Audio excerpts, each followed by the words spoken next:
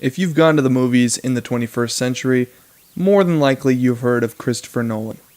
Probably best known for his work on the Dark Knight trilogy, Chris has worked on some really ambitious movie projects in the last 20 years, and Tenet is no exception. Tenet was nominated for 2 Academy Awards, but earned only 1 for Best Visual Effects. The plot follows the protagonist, an unnamed CIA operative turned Tenet agent, on a globe-trotting adventure to prevent the end of the world. Despite receiving mixed reviews from critics, I believe Tenet to be Chris Nolan's best film for one reason. Hidden below its stunning visual effects, I believe the true lasting value of Tenet is its meta-criticism of the modern film industry and its masterful delivery of some pretty complex and interesting themes. If you want to hear more on my review of the film, please see in the description, I'll link to that.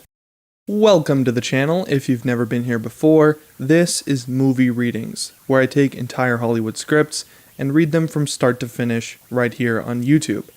These take hours to make, so it could really help me out if you would subscribe to the channel, like this video, and of course comment below with what you would like the next movie reading to be. Enjoy Tenet 2020. Orchestra tuning, audience settling. High officials in glassed-in boxes toast each other. Doors closing. Bam! From behind the orchestra, terrorists with machine guns burst in. The audience screams. The terrorists cover the ordinary people. The high officials are held in the boxes. We cut to a van in a plaza, downtown Kiev, Ukraine. As police flood the plaza, the driver turns to the passenger. In Ukrainian, "Wake up the Americans." The passenger turns to the back, where 4 black-clad young men sit waiting. The nearest one seems to be sleeping. "Hey!" Eyes closed, the young man cocks his weapon, chambering around, pops it out of the slide and catches it, opens his eyes. This is the protagonist. The passenger nods, okay. The driver looks down at a variety of uniform patches. Sirens. The Americans shoulder weapons and put on helmets. A Ukrainian SWAT van screeches to a halt outside the theater. The passenger spots its marking and tosses the corresponding patches to the Americans, who slap them onto their shoulders. Ukrainian SWATs pour out of the SWAT van. The Americans jump out of the back of their van, slipping unnoticed into the stream of SWATs pouring into the lobby. SWATs mass at each entrance of the lobby of the concert hall. The protagonist watches gas canisters brought in to the air conditioning system.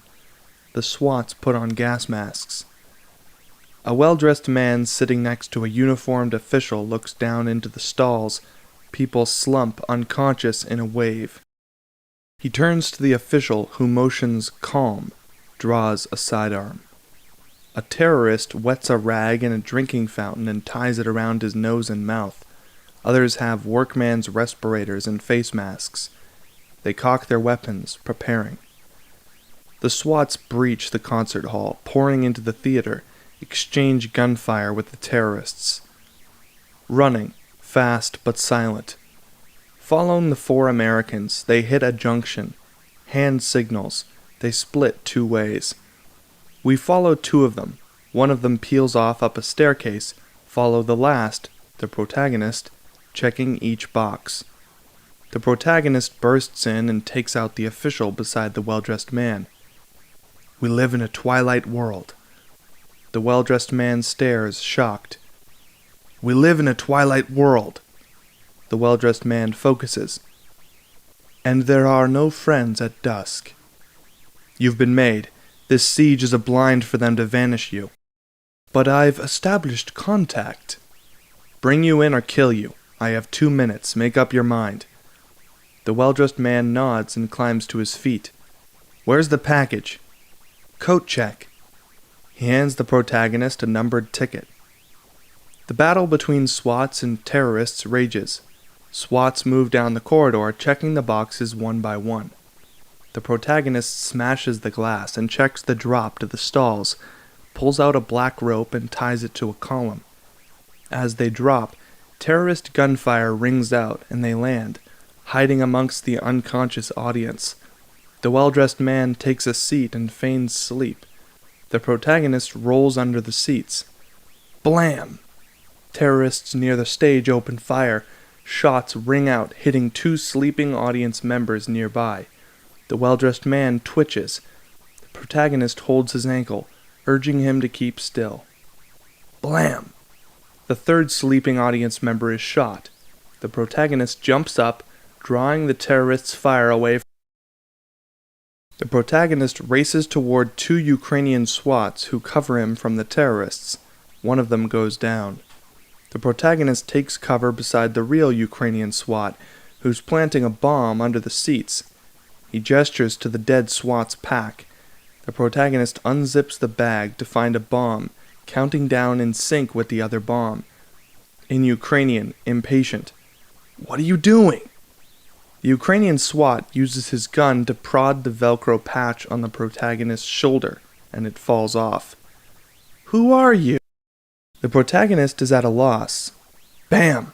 The Ukrainian SWAT is taken out by another SWAT. No friends at dusk, huh? You'll do. The protagonist grabs the bomb, points at the well-dressed man. To the SWAT, get him to the rally point. The SWAT leads the well-dressed man down a fire exit. The protagonist races across the lobby, gunfire ringing out. He jumps over the counter into the coat check area. Landing on the floor next to an unconscious coat check girl, he spots another bomb. 423, 422. The protagonist checks the number on the coat check ticket and efficiently moves across numbered racks until he finds a sports bag. He unzips it and finds a black metallic object the size of a softball. He stuffs it into his pack and scrambles over the counter. The protagonist runs, checking numbers on doors. He stops at a door and throws it open. He jumps in low. 3 SWATs, guns trained, and the well-dressed man. The protagonist throws a bomb to SWAT 2, then shows the object to the well-dressed man. I've never seen encapsulation like this. We don't know how old it is. It's the real deal. Did you have an out? Service tunnel to the sewers. Swap clothes. The SWAT and well-dressed man start changing. The protagonist hands SWAT 3 the object. Take this, take him, take his exit. I don't trust ours anymore. To SWAT number 2. Can you defuse it? SWAT 2 shakes his head. Centrally synchronized. Are there more? The protagonist nods and stuffs the bomb in his pack, covering their tracks. Taking out the audience? Just the cheap seats. That's not our mission. Mine now. The newly dressed target steps up. I'm with you. The Ukrainians are expecting a passenger. The protagonist and the target race through the sleeping audience collecting bombs. The timers tick down. 158, 157. Crouched at a bomb, the protagonist notices a bullet hole in the side of the chair. A tiny whiff of smoke is gathering. Click. A gun to his head. He spins around to see a SWAT. 34, 33. The target has his own gun on the SWAT. It's a standoff, and all around them, unconscious civilians. Walk away. You don't need to kill these people. The protagonist turns back to the bomb. 32, 31. At the bullet hole, the puff of smoke thickens. The protagonist, confused, reaches toward it. The SWAT cocks his weapon. Blam! With explosive force, the bullet hole disappears. A nick has appeared in the protagonist's uniform. He spins. The SWAT is shot through the chest and drops, revealing a figure, also in a gas mask and tactical gear. The figure turns. The protagonist sees on the figure's pack a small talisman, a coin with a hole tied to a zip by orange and yellow thread. The protagonist turns back to grab the bomb. That wasn't one of us. I'll take the help. The protagonist grabs the last bomb. 003. He looks up to the boxes where real SWATs evacuate the high officials. The protagonist lobs the bomb up to the boxes. The protagonist and the target emerge, an explosion above them. Innocent civilians stir under the explosion in the boxes. The van pulls up, rear door open, and they jump inside. The protagonist pulls off his mask, breathing. The passenger turns and grabs the target's face. Something is wrong. The protagonist turns to the driver, who has a gun pointed at him. A black screen. Screaming. The protagonist's screaming. Clothes on his eyes, flickering, sweating, pleading, defiant. And we are now in a rail yard. The protagonist tied to a chair in a windswept rail yard. In front of him, the target also tied to a chair, back to us. The driver steps back, sweating, bloody pliers in hand. The driver breathless. A man can be trained to hold out for about 18 hours. The driver gestures at a clock on the table. So your colleagues will clear by 7. The driver pushes the target's chair over. The target lands hard on his side on the gravel, groaning. He didn't last 18 minutes. The driver pulls out a knife and leans into the protagonist. But he didn't have anything to hide. You were smuggling a nobody. The knife moves toward the protagonist's throat. Risky. Then to his collar, which he cuts. Or were you counting on this? He pulls out a silver capsule. The protagonist stares. Death. CIA issue. The driver tosses the pill and waves the pliers at the clock. Spare yourself once they're clear. The protagonist looks at the clock, 5:38. A freight train rumbles past, close. As we close in on the clock, the protagonist's screams are drowned out by the freight train. The driver steps back. The protagonist breathes heavy, blood dribbling. The driver follows his gaze to the clock. 6:53. Then checks his watch. He frowns theatrically and picks up the clock and shakes it. Running fast. The driver sets the hand back 1 hour. The protagonist watches despairing. As the driver puts the clock back on the table, the protagonist notices the target's finger wiggling. In them is a silver pill. Freight trains rumble past in opposite directions, sound building. The driver approaches, bloody pliers in hand. We were alone. I didn't ask, which means we're finally getting somewhere. The protagonist hurls himself onto the target's hands, face smashing. He gets the pill into his mouth and bites down. Deafening train noise. Arms grab at him. Hands pry his jaws as he seizes, mouth foaming. The protagonist's eyes glaze, and we cut to a black screen, with the super title, TENET. The protagonist opens his eyes. A man stands beside his bed, swaying gently. This is Faye.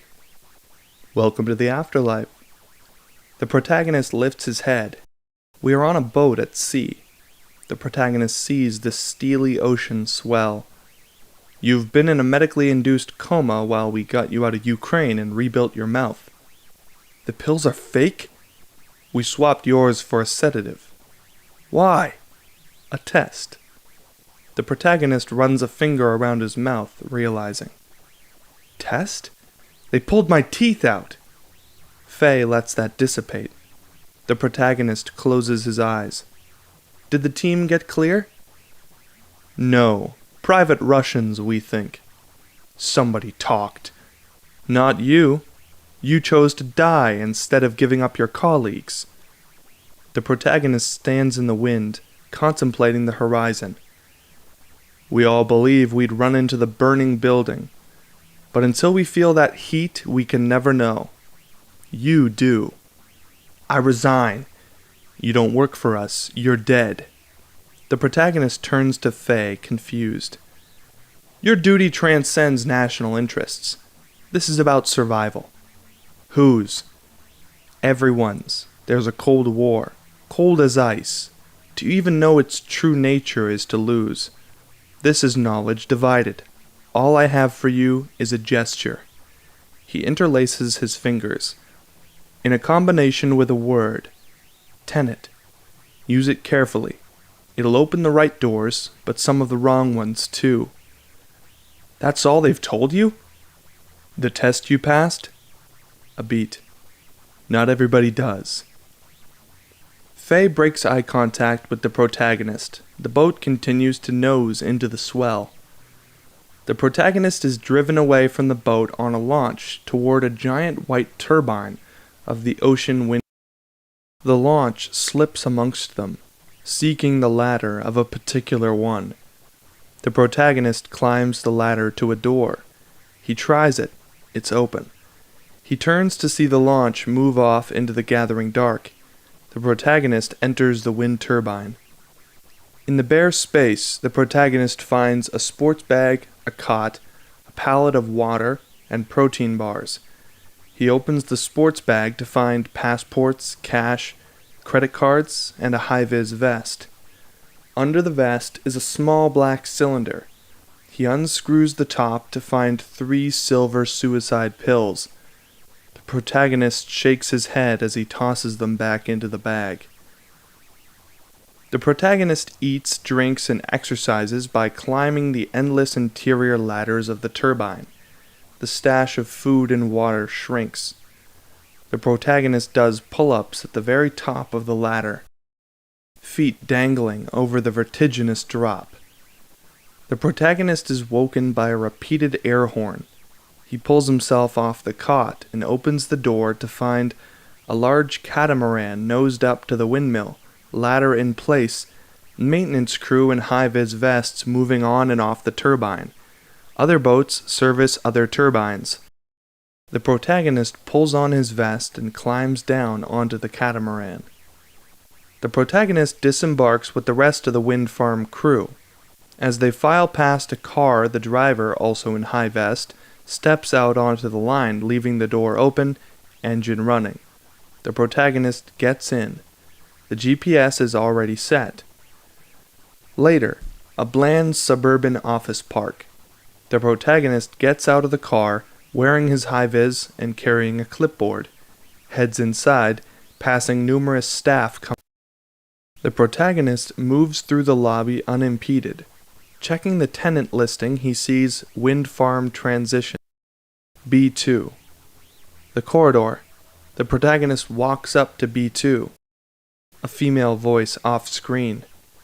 With a high-vis vest and a clipboard, you can get almost anywhere. Almost. The protagonist turns to find a brusque young woman. This is Barbara. He joins his hands, interlacing the fingers. A pretty obscure tenant. Using a keycard, she ushers him through the door into an office laboratory. She hands the protagonist a cup of tea. No small talk, nothing that might reveal who we are or what we do. I thought I was here to find out what we do. You're not here for what, you're here for how. What is your department, and not my business? Well, to do what I do, I need some idea of the threat we face. Barbara considers the protagonist and sips her tea. As I understand it, we're trying to prevent World War III. Nuclear holocaust? No, something worse. Barbara hands the protagonist a semi-automatic. He reflexively checks the chamber and magazine, which are empty. Aim it and pull the trigger. The protagonist shrugs and lifts the empty pistol, sights a target 25 meters away with several holes in it. He squeezes the trigger, and bam! A shot. He's confused. Check the magazine. The protagonist checks the clip. There's a round in it. How? Barbara pulls on protective gloves and removes the round from the clip, placing it next to an identical one on a table. One of these bullets is like us, traveling forward through time. The other one going backwards. Can you tell which is which? The protagonist shakes his head. Barbara reaches forward. How about now? One of the rounds flies up into her hand, falling in reverse. The protagonist is taken aback. Barbara holds the round toward him so he can inspect it. It's inverted. Its entropy runs backward. So to our eyes, its movement is reversed. We think it's a type of inverse radiation, triggered by nuclear fission. You didn't make it? We don't know how, yet. So where did it come from? Someone's manufacturing them in the future. They're streaming back at us. Barbara places the round on the table in front of a camera. Try it. He puts on a glove and moves his hand over it. Nothing. You have to have dropped it. The protagonist reaches out again, and it leaps up into his hand. How can it move before I touch it? She cues up the recording of what he just did. From your point of view, you caught it, but from the bullet's point of view, she plays it backward. You dropped it. On the screen, the round falls from his hand. But cause has to come before effect. No, that's just how we see time. She pulls the round toward herself using one finger. The round follows her finger as if magnetized. What about free will? The bullet wouldn't have moved if you hadn't put your hand there. Either way we run the tape, you made it happen. She launches it up with her other hand. Don't try to understand it. Just feel it. Barbara plays with the round in increasingly improbable, beautiful movements. The round shoots away from her. The protagonist catches it. Instinct. Got it. Barbara smiles and swaps him the round for the pistol. She then places a tray covered in shell casings beside him. The protagonist aims at the target. A shell casing leaps into the gun. He fires, and a bullet hole near the bullseye vanishes. Why does it feel so strange? You're not shooting the bullet. You're catching it.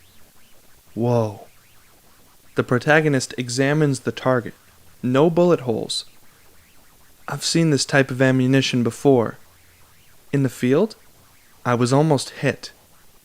Well, then you're exceedingly lucky. The protagonist turns to her. An inverted bullet passing through your body would be devastating. The inverse radiation would spread through your body, like polonium poisoning. It's not pretty. The protagonist examines the rounds. These look like today's. They may have been made today, and then inverted years from now. Where did you get them? They came with the wall. I was assigned it, like all the materials I'm studying here. Do you have an analysis of the metals? Sure, why? The mixture of alloys can tell me where it might have been made. Look, I know you said what is my business. Let's not go off topic. I'm not seeing Armageddon here. Barbara takes the round from him and beckons him to follow. The archive. Between tall sets of drawers. A bullet may not seem like much, but it's a simple machine. Lead bullet, brass casing, and gunpowder. If they can invert this, I see no reason they couldn't invert pretty much anything else. Even a nuclear weapon can only affect our future. An inverted weapon might be able to affect our past as well. Barbara stops at a drawer and gestures around herself. Now that we know what to look for, we're finding more and more inverted material. She opens a drawer, revealing a variety of rusted bits and pieces, screws, cracked lenses, metal rods and buttons, remnants of complex objects. The protagonist reaches out and lets a rusted buckle leap into his hand. So what do you think we're seeing? The detritus of a coming war.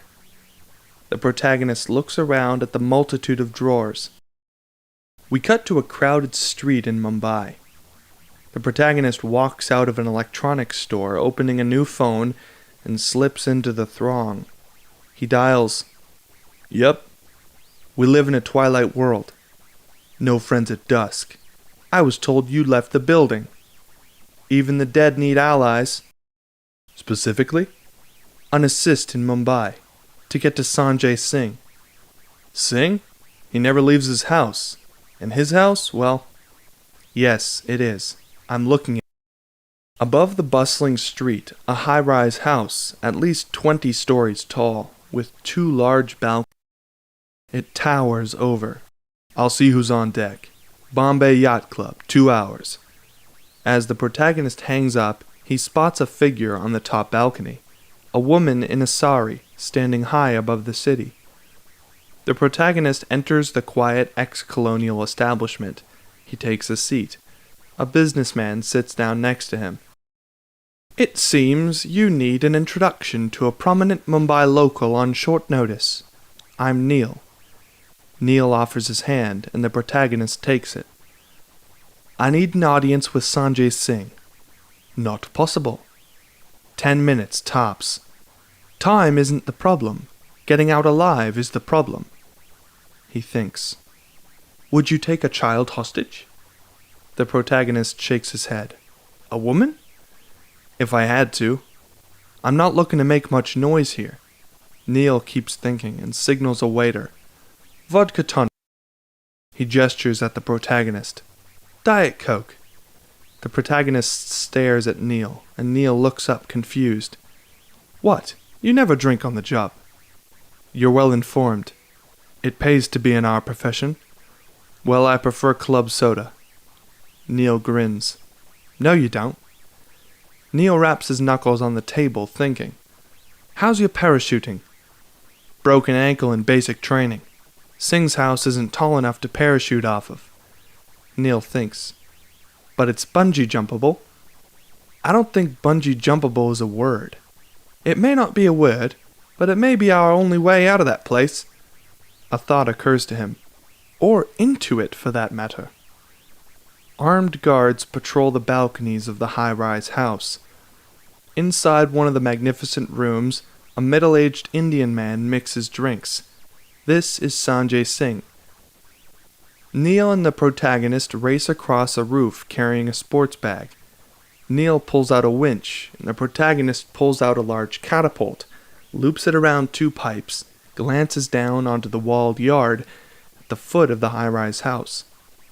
Neil bolts the winch to the roof, and the protagonist sights the upper balcony of the high-rise house, fires a ball with a line up and over the balcony railing. The protagonist and Neil lie next to each other as the winch runs, tensioning their elastic lines. They launch themselves, flying up to land against the side of the building. They run silently up the building, onto the upper terrace, shooting 2 guards with silenced pistols. Sanjay Singh holds a drink to the woman in a sari. They move out onto the balcony. The protagonist surprises Sanjay and holds him at gunpoint. To the woman, stay back. To Sanjay, I was almost taken out by a very unusual type of ammunition in Ukraine. I want to know who supplied it. My name is Sanjay, and you are? Silence. No chit-chat? The woman pushes a red button on the wall. There's no one at the other end. No one who's going to help you anyway. An alarm buzzes and security guards are frozen. Neil has a gun on them, a finger to his lips. Sanjay tries to turn to see the protagonist. Why would I know who supplied it? The protagonist pushes his head back around with the gun. The combination of metals is unique to India. If it's from India, it's from you. A fair assumption. Deduction. Deduction, then. Look, my friend, guns are never conducive to a productive negotiation. I'm not the man they send to negotiate. He cocks his weapon and puts the gun to Sanjay's head. But I am the man to talk to. Sanjay charm curdles. I can't tell you. You're an arms dealer, friend. This may be the easiest trigger I've ever had to pull. To say anything about a client would violate the tenets he lives by. Protagonist glances at the woman, whose fingers are casually intertwined. The protagonist brings his free hand up to hold the gun in both hands, fingers interlaced. If tenets are important to you, then you can tell me everything. Not while you have a gun to my husband's head. The protagonist releases him. Sanjay, make us a drink. Overlooking the extraordinary bustle of the city, Sanjay has left. His wife hands the protagonist his drink. I'm Priya Singh. This is your operation? A masculine front in a man's world has its uses. The dealer you're looking for is Andrei Sador. The Russian oligarch? You know him. Not personally. He made his billions in gas and moved to London, married an English girl, said to be on the outs with Moscow. Very good, except the gas he made his billions from was actually plutonium. And he's said to be on the outs so he can feed British intelligence whatever the Russians want them to think they know. None of which explains how or why you sold him inverted munitions. When I sold him the rounds, they were perfectly ordinary. So how did he get them inverted? We believe he's functioning as some kind of a broker between our time and the future. He can communicate with the future? We all do. Credit cards, email, text. Anything that goes into the record speaks directly to the future. The question is, can the future speak back? And if so, what are they saying? And I'm supposed to find out. To get anywhere near Sator would take a fresh-faced protagonist. She reaches up to touch his fresh as a daisy. Get close. Find out what he's receiving and how. Is it safe to involve British intelligence? I have a contact who's out of Sador's reach. No, but he thinks we're chasing plutonium. Sirens. Bang! Priya looks over to see police cars arriving far below in the walled yard at the foot of her house. You better get out of here. Can't you explain things? You have to start looking at the world in a new way. This conflict runs backwards and forwards simultaneously. Your name on a police report reveals your identity to the future. They pass it back to Sador. My cover's blown before I get near him. You got in. You must have had a plan for getting out. The protagonist pulls a clip and cord from his harness. Not one that I loved. Priya watches him clip onto the balcony rail. Neil flies past, dropping from the balcony above. The protagonist jumps, slowing as he drops behind the wall, out of reach of the police, into a market street, and releases his harness, disappearing into the crowd.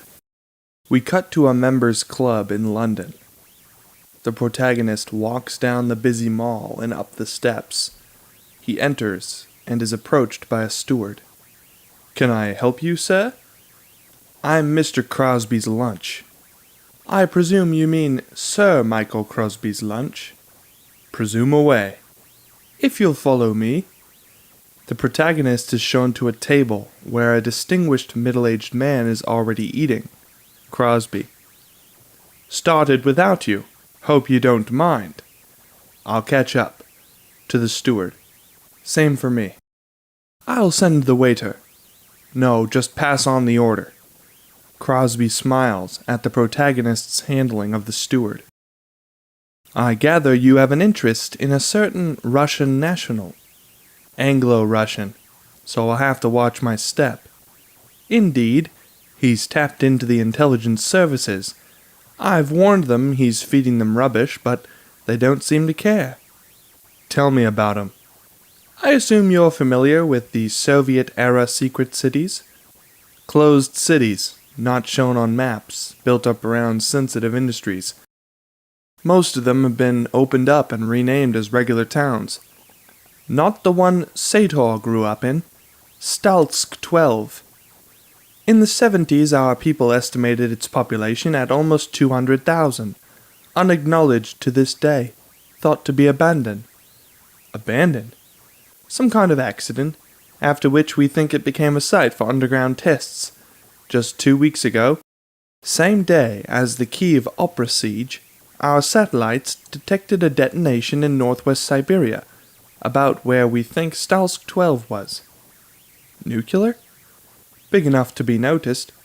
Sator emerged from this blank spot on the map with an ambition that eventually led him here, to buy his way into the British establishment, through his wife, Catherine Barton, eldest niece of Sir Frederick Barton. She works at Shipley's, met Sator at an auction. She's into art. Like a lot of wealthy criminals, he thinks if he covers his walls with tasteful, expensive things, it'll distract from the bloodshed. Judging by the lovely girl he married, there might be something in it. Happily married? No, practically estranged. How do I get to Sador? Through her, of course. You may have an inflated idea of my powers of seduction. Hardly. We have an ace in the hole. Crosby slides a shopping bag over to the protagonist's feet. The protagonist looks inside. A small framed drawing. You're carrying a Goya in a Harrods bag? It's a fake, by a Spaniard named Arepo, one of two we confiscated from an embezzler in Bern. We hung on to this one for a rainy day. I felt the first drops when India called. What happened to the other one? At Rubens. It turned up at Shipley's, where it was authenticated by Catherine Barton before going under the hammer. And who do you suppose bought it? Her husband? Does she know it's a forgery? Hard to say. Rumor had it she and Arepo were close. Crosby looks the protagonist over. Look, no offense, but this is a world where someone claiming to be a billionaire gets asked if they're just a dollar billionaire. And Brooks Brothers won't cut it. I'm assuming I have a budget. Crosby tosses him a credit card. Save the world, then we'll balance the books. Can I recommend a tailor? I'll manage. You British don't have a monopoly on snobbery, you know. Not a monopoly, more of a controlling interest. The protagonist rises, taking the credit card and the bag. Thanks for this. By the way, is she a Kate or a Kathy? A cat, I believe. The waiter arrives bearing food, supervised by the steward. Could you box that for me? Certainly not. The protagonist smiles at Crosby, who nods a goodbye. Goodbye, Sir Michael. We cut to a West London private school. Mothers stand at the railings waiting for their kids. One of them, a smart young woman, stands a little apart from the group. School kids pile out of the school. The protagonist watches from across the road as the young woman spots her son. She offers him her hand, but he reaches up to take his nanny's. She moves her hand to pick something off his jumper, before he's put in the back of a black Range Rover with tinted windows. The protagonist watches the young woman wave at the departing car, carrying her child, utterly alone. A Bentley pulls up to Shipley's. A doorman opens the rear door. The protagonist emerges, immaculately tailored, holding a beautiful leather briefcase. The protagonist is approached by a representative. How can I help, sir? I have an appraisal with Miss Barton. Tell Kat her client is in the fallow room. The protagonist admires the paintings on the wall of the appraisal room. The door opens, and the young woman from the school gate comes in, dressed for business. This is Kat Barton. She looks bemused, but gives him a genuine and friendly smile. I'm sorry, I wasn't notified of any appointments, Mr. Goya? Mr. Goya? The protagonist opens his briefcase. No, I'm told you're the person to see about... He offers the drawing to her. Goya. She takes it, suddenly interested. Wow, it's extraordinary. She lays the drawing on the table and grabs a loupe. What's it worth? Let's not get ahead of ourselves. There's a lot of work before any kind of valuation. Provenance, microscopic examination, x-rays. She's bent over the table, peering through the loupe. The protagonist studies her reaction as he... But what does your heart tell you? She steps back. Something about the drawing bothers her. I'm sorry, where did you say you acquired this drawing? Tomás Arepo. Kat rises and turns to face the protagonist, cold. What do you want? What I want is complicated. Do you work for my husband? I've never met your husband. That's the reason I'm here. Is there somewhere we can talk? In London? Not really. The protagonist and Kat sit at a corner table in a restaurant. I bought my Goya for cents on the dollar from an irate Swiss banker, traced it to a repo, and realized I'd scored a bargain when he told me who'd paid top dollar for another one of his pictures. Your husband. Where's the bargain? Your drawing's an obvious fake. My drawing is a very good fake. You know that better than anyone. The information is the bargain. The information that I helped defraud my own husband. He and I are in related businesses, but he's a hard man to meet. If you and I were to make an arrangement. Arrangement? You mean blackmail? Don't be afraid of the word. My husband isn't. I'm sorry to tell you he got there first. He knows? And he's never done anything about it? Why would he? He paid $9 million, which would barely cover the holiday he just forced us on. Where did you go, Mars? Vietnam. On our yacht. Well, his yacht. Kat looks the protagonist up and down. You've got the suit, the shoes, and the watch, but I think you're a little out of your depth. People who've amassed fortunes like your husband aren't generally okay with being cheated out of any of it. Kat sips her wine, wanting to talk, but knowing she shouldn't. The drawing is his hold over me. He's threatened me with the police, prison, the works. He controls me. My contact with my son, everything. Leaving him would have never been easy, but now it's impossible. My life, you can't fight, just beg. Or worse. In Vietnam, I tried to love him again. If there were still love, he might give me my son. We sat on that bloody boat and watched the sunsets, imitating an earlier time. He seemed happy, so I asked, and he made me an offer. To let me go if I agreed to never see my son again. I expressed myself.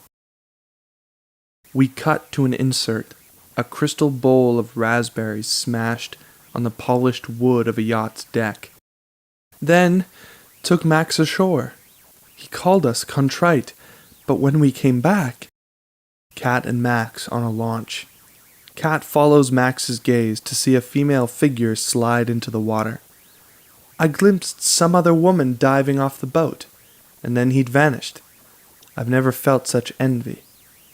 You don't seem the jealous type. Of her. You know how I dream of just diving off that boat? Of freedom? But you share a son, and that's my life. Did you know the drawing was a fake? The authentication took months. Arepo and I became close, maybe too close. Maybe my judgment was clouded. I failed. But Andre can't conceive of failure, only betrayal. I didn't betray my husband. In retrospect, maybe I missed my chance. And he let Arepo walk free? If you'd actually met Arepo as you'd claimed, you'd understand that he no longer walks anywhere. We spoke on the phone. He can't do that either. The protagonist considers this. Where's the drawing? Why? Get me the introduction. I'll take the drawing out of the equation. No picture, no prosecution. No hold over you. Kat looks at the protagonist, not daring to hope. I might just be your second chance. She snaps. I don't need redemption. At betrayal. A large, well-dressed thug sits down at the table. He takes a green bean from the protagonist's plate and chews it vacantly. This is Volkov. The protagonist looks at Kat. Friends of your husband? She nods. You knew this would happen. They won't kill you. Andre dislikes tangling with local law enforcement on that level. You must really not have liked the look of me. Kat, rising. The look of you is fine. It's better to get to the nasty part before I care one way or the other. He takes her hand, pulls her forward to kiss her cheek. Protagonist whispers. There's a number in your left coat pocket. Don't call from home. A thug puts a meaty hand on the protagonist's shoulder. You won't be taking my call. I might surprise you. She leaves, breezing out through the kitchen. At Volkov's nod, two thugs escort the protagonist from his chair, heading toward the kitchen. A waiter moves to object. Volkov, eating the protagonist's leftovers, pulls the waiter up short, shaking his head. Kat exits the restaurant in the alley behind, distraught, walking past a waiting thug then sliding into the back seat of a Mercedes. The driver is a gaunt Russian. "Please, let's go." The gaunt Russian does not react, but watches through the rearview mirror as a thug enters the kitchen. "Can we get going?" The protagonist enters the kitchen, followed by the two thugs. Chefs and busboys retreat as the other thug approaches. Cat turns from the window. "Please." "He wants you to see." The protagonist jackknifes his lower leg up into the crotch of the thug behind him, spins him into the thug next to him, pots and pans flying. Volkov wipes sauce with bread, enjoying noises from the kitchen. The third thug swings, the protagonist dodges, takes the blow on the shoulder, slams his head into the third thug's neck, leaving him gasping. The protagonist grabs the third thug, racing for the window. Cat flinches as, with a crash of plates, a body tumbles down the stairs. And he gets what he wants. Then she sees something else. The protagonist exits. Not always, apparently. The protagonist brushes himself clean and spots the Mercedes. He starts moving towards it. The gaunt Russian scrambles to get the car moving. Cat looks back at the protagonist as the car roars away. At the school gates, Cat is crouched, talking to her son, Max. The nanny hovers.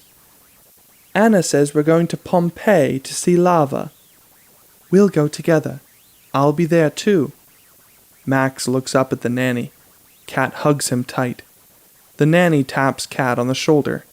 Cat smiles at her son, tears in her eyes, as the car pulls away. She pulls out her phone, dials, hears a ringtone behind her.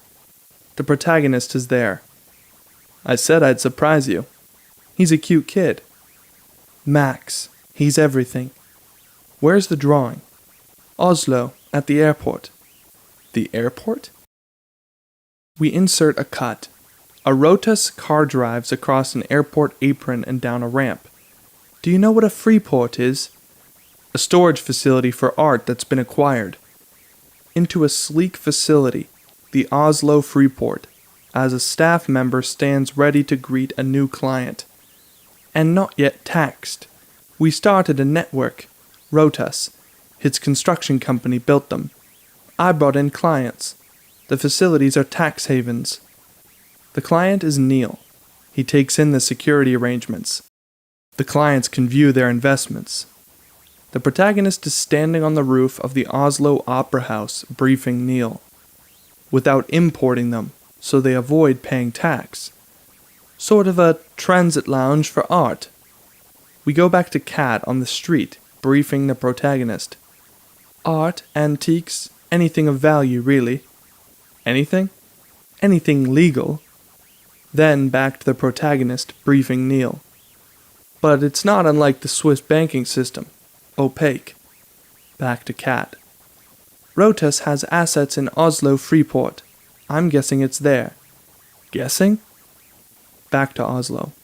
"Guessing?" Back to Cat. "We make trips there 4 or 5 times a year."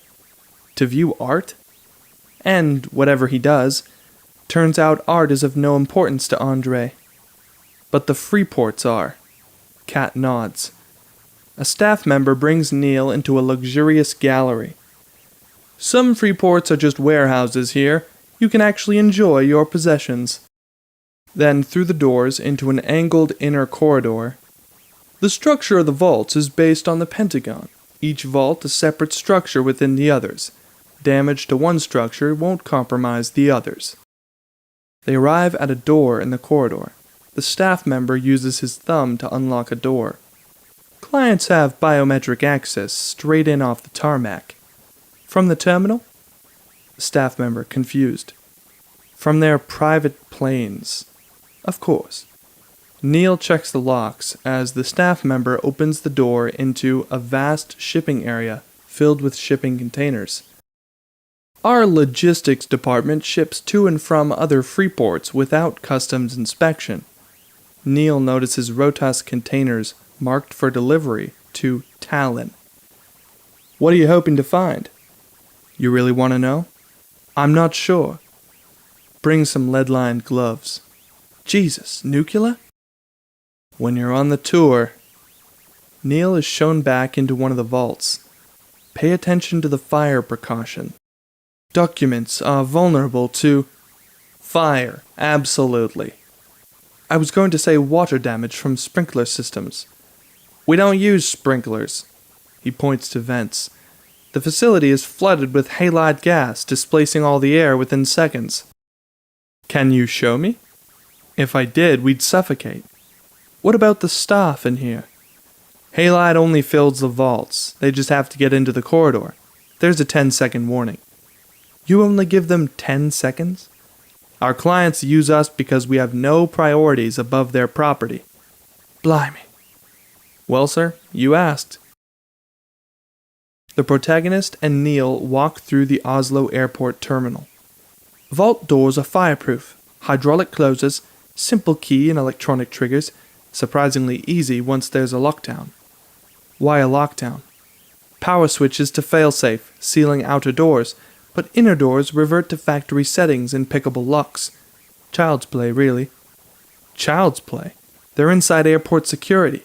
They have to worry about climate control, not armed raids. So how do we get firepower through a perimeter to trigger a lockdown? The protagonist and Neil look across the tarmac to the Freeport structure. Back wall of the Freeport. The protagonist notices Neil start to smile. You got something? You're not going to like it. The protagonist looks at Neil in disbelief. You want to crash a plane? No, not from the air. Don't be so dramatic. I want to run a jet off the taxiway, breach the rear wall, start a fire. How big a plane? Well, that part is a little dramatic. They approach a man sitting on a harbor front bench. This is Mahir. His team will work the plane. There can't be passengers. Norsk Freight, they use the hangar on the west side of Freeport. You want to crash a transport plane? What about the crew? We'll pop the slides, chuck 'em off. On the move? What's the problem? They'll be fine. It seems bold. Bold I'm fine with, he smiles. I thought you were going to say nuts. And if we get caught? We won't. If you do. Everyone assumes terrorism, but no one's died. Swift extradition, then lost in the system. It'll barely make the news. That may depend on the size of your explosion. Actually, the gold bars might get some play. Gold bars? Norsk Freight ships treasury gold once a month. We blow the back, drop the gold out on the runway. No one is going to be looking at your building, I guarantee you. Neil takes lungfuls of air at the hotel room in Oslo, hyperventilating. Mahir starts a stopwatch. The protagonist studies some plans. The space at the center of the Pentagon is too big. There's something there that's not marked. Neil runs out of air. Mahir checks his watch. A vault within a vault? Maybe. 85 seconds. Ample. Won't you be running? He turns to the protagonist. Start packing. The protagonist starts breathing hard. Protagonist and Neil carrying briefcases in the Freeport at night. They head inside. Two workers, Mahir and his associate, Rohan, back up a meal truck onto a transport plane. They lift the cargo until it's level with the front side door. The protagonist follows Neil through security. Their briefcases are examined, finding framed documents. Mahir and Rohan carry crude meals through the door into the galley, where they stack them into the catering units, supervised by a guard. The staff member brings Neil an espresso. The protagonist subtly checks his watch. Mahir points past the guard. You gonna eat that? The guard turns and Mahir grabs him from behind. Rohan stuffs a cotton pad over the guard's face, rendering him unconscious. They roll him into the catering truck lift. Mahir pops out and signals another guard. 3 guards have been dumped into the truck lift. Rohan sends it down and seals the plane door. Mahir approaches the cockpit as the pilots perform checks, showing them his gun. All right, lads. The staff member leads Neil and the protagonist into the vaults. At gunpoint, the pilots nervously pull back from the hangar. Rohan checks the stacks of gold bars secured in the rear. The plane is towed back onto the taxiway and lifts its engines, easing forward. Rohan slashes the restraining straps in the transport plane and crouches behind the pile of gold. He pulls out a grenade and grabs the nearest gold bar, stuffing it into his waistband before pulling the pin. The staff member shows Neil and the protagonist into a vault. Neil puts down his briefcase and pulls out the framed documents. The transport plane barrels down the taxiway. Rohan tosses the grenade behind the gold at the tail of the plane and ducks as it blows. Blasting a hole in the rear of the plane, gold bars pour out, clattering across the tarmac. Hearing the distant explosion, the protagonist and Neil start packing air. The staff member stares at them, quizzical. Neil, between breaths, "Yoga." Mahir forces the pilots from their seats. The inflatable slide bursts open, dragging on the asphalt, as the pilots roll onto it, scrambling down to the ground and rolling away from the giant plane. Mahir turns the stick hard left, aiming at the rear wall of the freeport. Rohan lowers a ladder behind the forward landing gear. He and Mahir climb down. Mahir and Rohan jump down onto the asphalt, racing back between the wheels as the giant plane smashes into the brick wall of the freeport, erupting in a massive explosion. The vault is rocked by the explosion. Alarms scream. Doors start closing. Neil looks panicked at the staff member. 10 seconds, right? The staff member bolts, pushing past them. They take a last gulp of air, and gas hisses in. They pull apart the frames of the documents, breaking them into lock-picking apparatus. Lock-picks a small crowbar.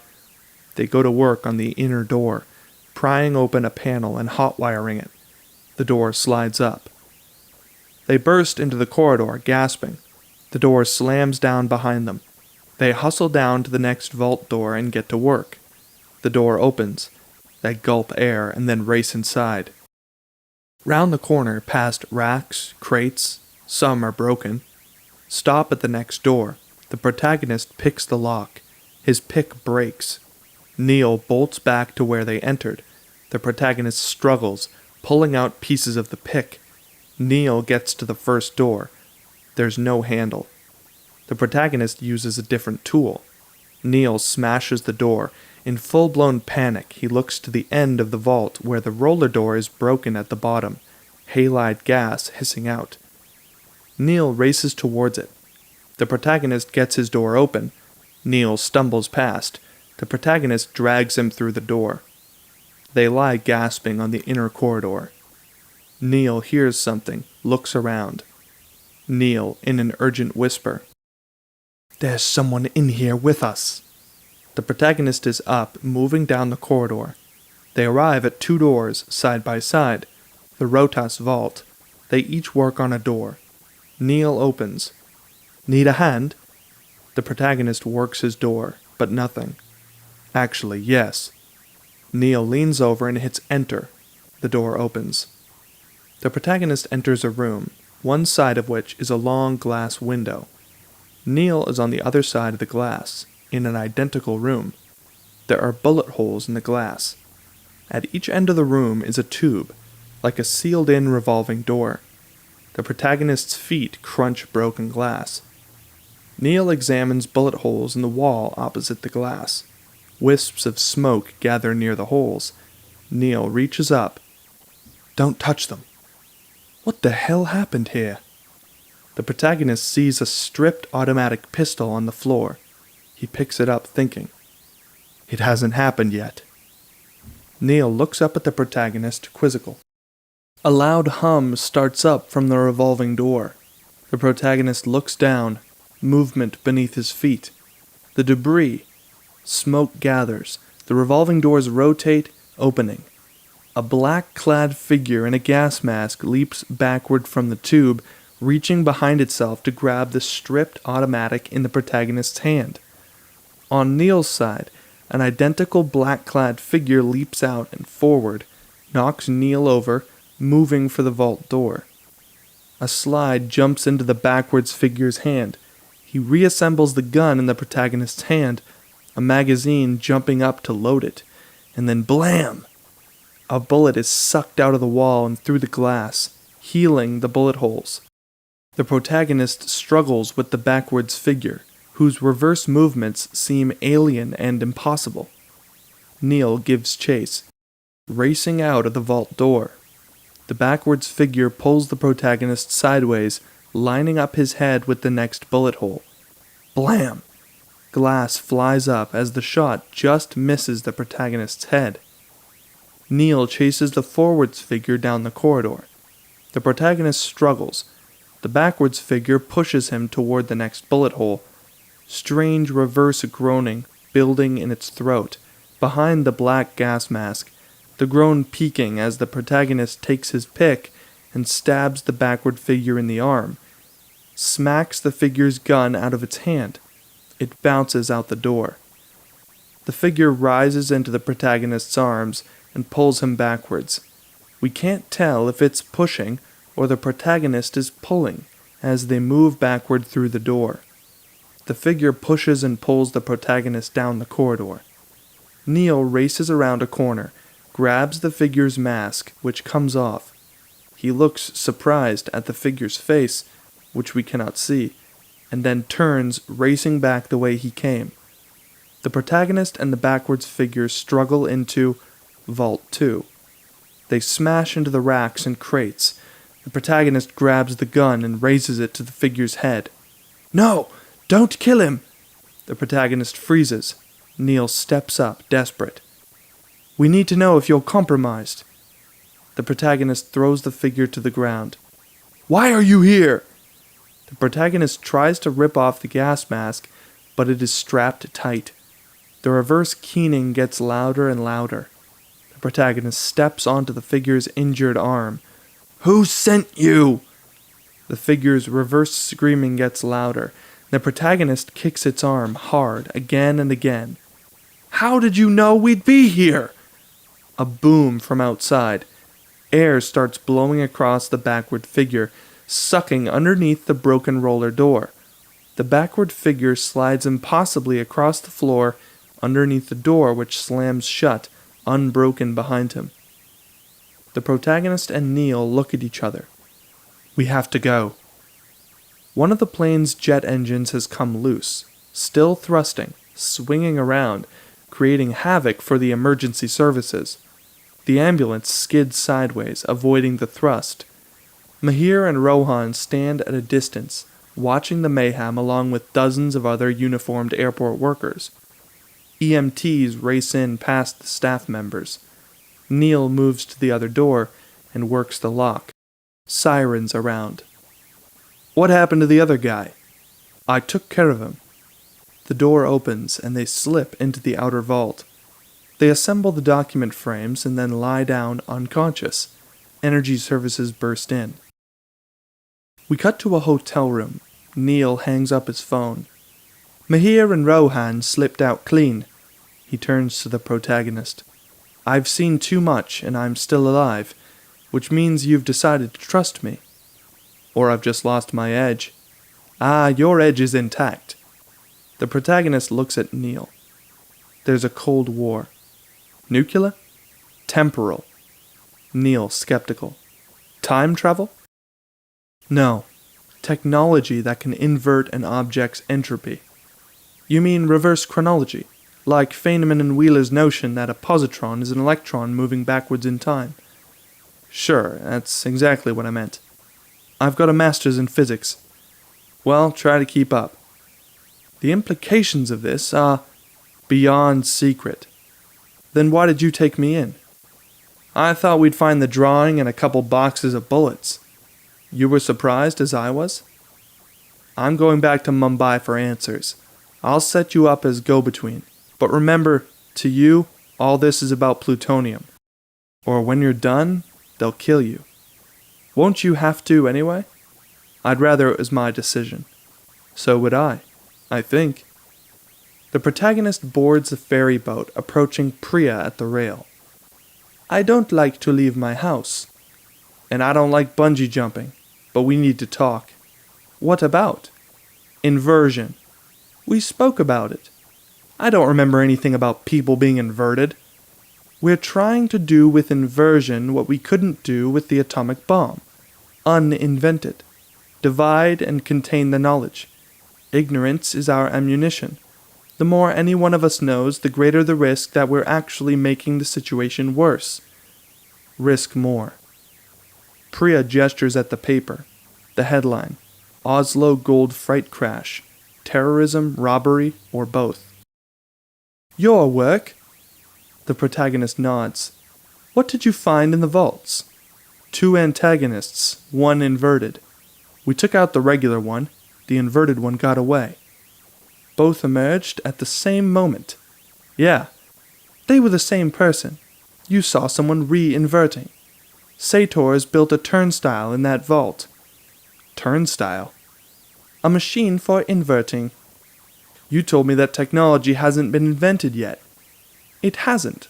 He's been given it by the future. For what? You've the best chance of finding out. They walk with bodyguards at a discreet distance. Have you met him? I was close. Get closer. I've been compromised. Unless that antagonist was a coincidence. The wife set you up? Maybe. There's a good chance I get killed as soon as I go back in. This was always a suicide mission. That's why they recruited a corpse. Who did? Who are we working for? Everyone. Survival. We need more. Consider yourself working for me. Well, boss, I need a way to succeed. Priya thinks and looks at the protagonist, deciding. What if I have something he needs? Such as plutonium-241. Sador tried to lift the only loose 241 from under the CIA team at the opera siege in Kiev. He got the team, but not the 241. Who did? Ukrainian security services. It's moving through Tallinn in a week. Helping an arms dealer steal weapons-grade plutonium is unacceptable. I'm just going to take him out. No, Sador has to stay alive until we know his part in things. Leverage the situation without losing control of the 241. It's too dangerous.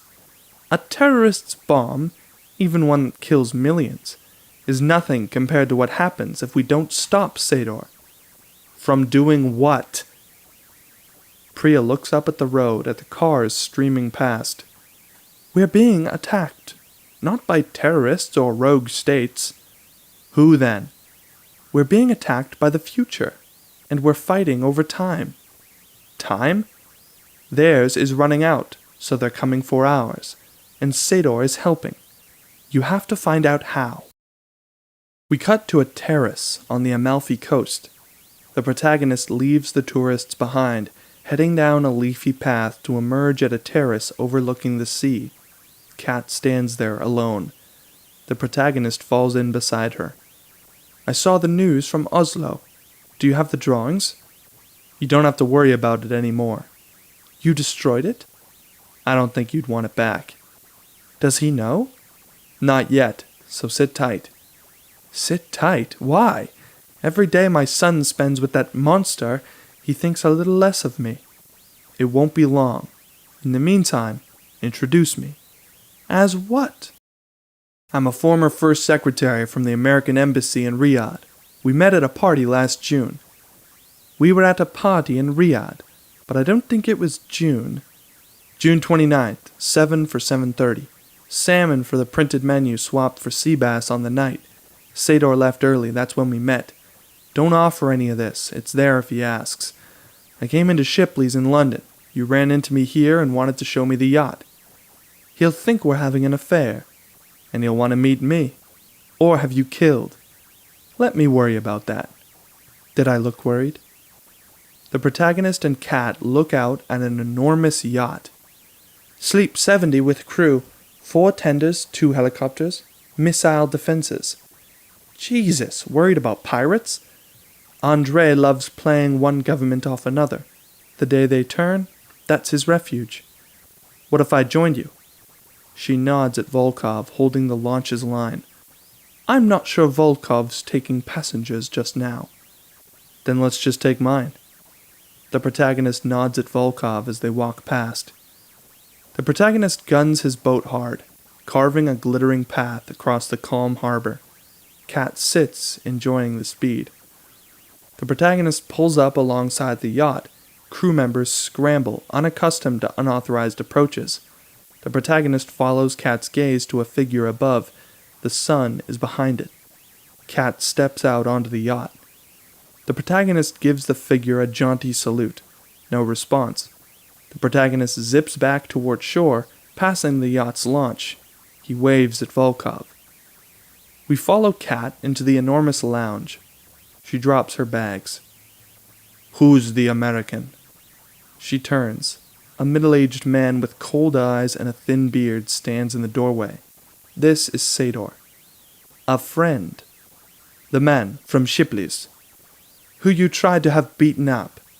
I ask again, who is he? We met in Riyadh in June at the American Embassy. Good with fists for a diplomat. Paranoia's your department. He seems nice. I invited him to dinner. She turns away. Max! Max! He's visiting Pompeii and Herculaneum. Overnight? You just sent him off? He's my son. Our son. I told you I'd go with him. I explained you were busy with your friend. He turns and walks away. She watches him leave. The protagonist walks toward a table where Sador, holding court, attacks some crabs. Volkov stops the protagonist and frisks him in full view of the diners. Where I'm from, you buy me dinner first. Without looking, Sador gestures at a seat and Volkov lets the protagonist pass. He sits. Mr. Sador, Don't bother. Just tell me if you've slept with my wife yet. The protagonist glances up at Kat opposite, chatting. No, not yet. A glance from Sador between buttery mouthfuls of crab.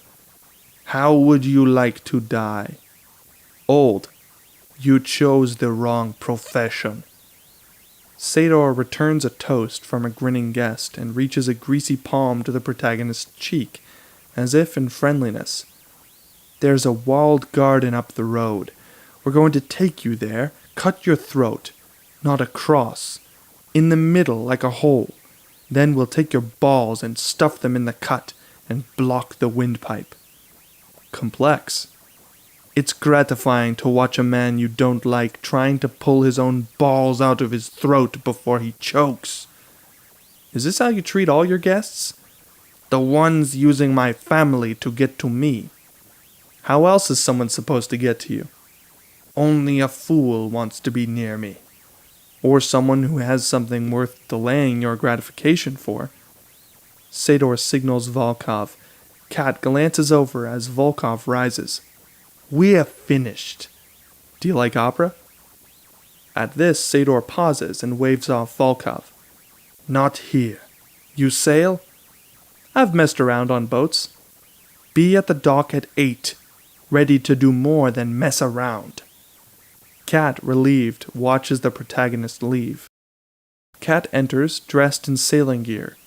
Sador is already seated, similarly dressed, reading his phone with a cup of coffee. Max has missed too much school this year. I'm taking him back to England. No, you're not. He has a tutor here. The school won't be okay with... Yes, they will. Can I finish? Look around you. He has everything he needs here. A servant places a plate with a silver cover in front of Kat, then pours her coffee. I don't care what he needs. You bought the trappings of a king, but we both know you're a grubby little man playing power games with a wife who doesn't love him anymore. Sador looks at her. You seem spirited today. Kat, defiant. Do I? Sador barely nods at the servant who pulls off the lid. Yes, you do. On the plate, instead of breakfast, is a small drawing. A Rubens.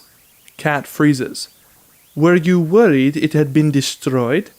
Rest assured, instinct told me to remove it from the vault. I've always had instincts about the future. That's how I built this life you no longer value. Kat looks up at him, not knowing what to say or do. The protagonist stands on the dock, dressed for sailing, watching the launch approach. Morning. As he gets on, Kat ignores him, and Sador enjoys this. The protagonist tries to catch Kat's eye, but she will not look his way. Sador hands the protagonist a harness and a helmet. He looks at them, taken aback, and then looks ahead toward two graphite-dark, highest-tech America's Cup sailing yachts, trimmed and ready. Impressed. When you said sailing, Kat gets on, followed by Sador and the protagonist. The rigging crew departs. Kat checks the sheets and winches. Sador indicates the harness. You know how? Aye, Captain. Sador gestures at Kat. She's Captain. The boats fly, skimming the water on their hydrofoils. Sador and the protagonist are next to each other, standing on one pontoon, leaning out on their harnesses. Kat is at the wheel, concentrating. What do you know about opera? In 2008, a remote Russian missile station was overwhelmed and held for a week. When the station was retaken, plutonium-241 on one warhead was 3/4 of a kilo lighter. The missing 241 surfaced at the Opera House siege in Kiev on the 14th. You're well informed, but that doesn't mean you have the plutonium. I didn't say I had it. I'm saying I know how to get it. Coming about! Kat swings the boat into the wind, sail flapping furiously.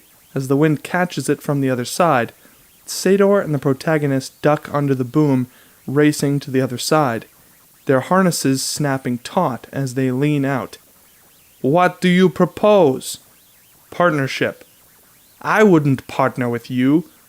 Kat works the wheel, tracking the other boat. Her look is one of bottled rage. What's wrong with me? You know how to handle yourself. You have no record. Someone in the arms trade with training who covers his tracks? Not that shocking. For an intelligence agent. Sador holds the protagonist's gaze. Secure your jib line. The protagonist turns and Kat leans into Sador. Burn in hell, Andre. She yanks his quick release and he flies off the boat, smashing headfirst into the waves. The protagonist sees Sador face down unconscious.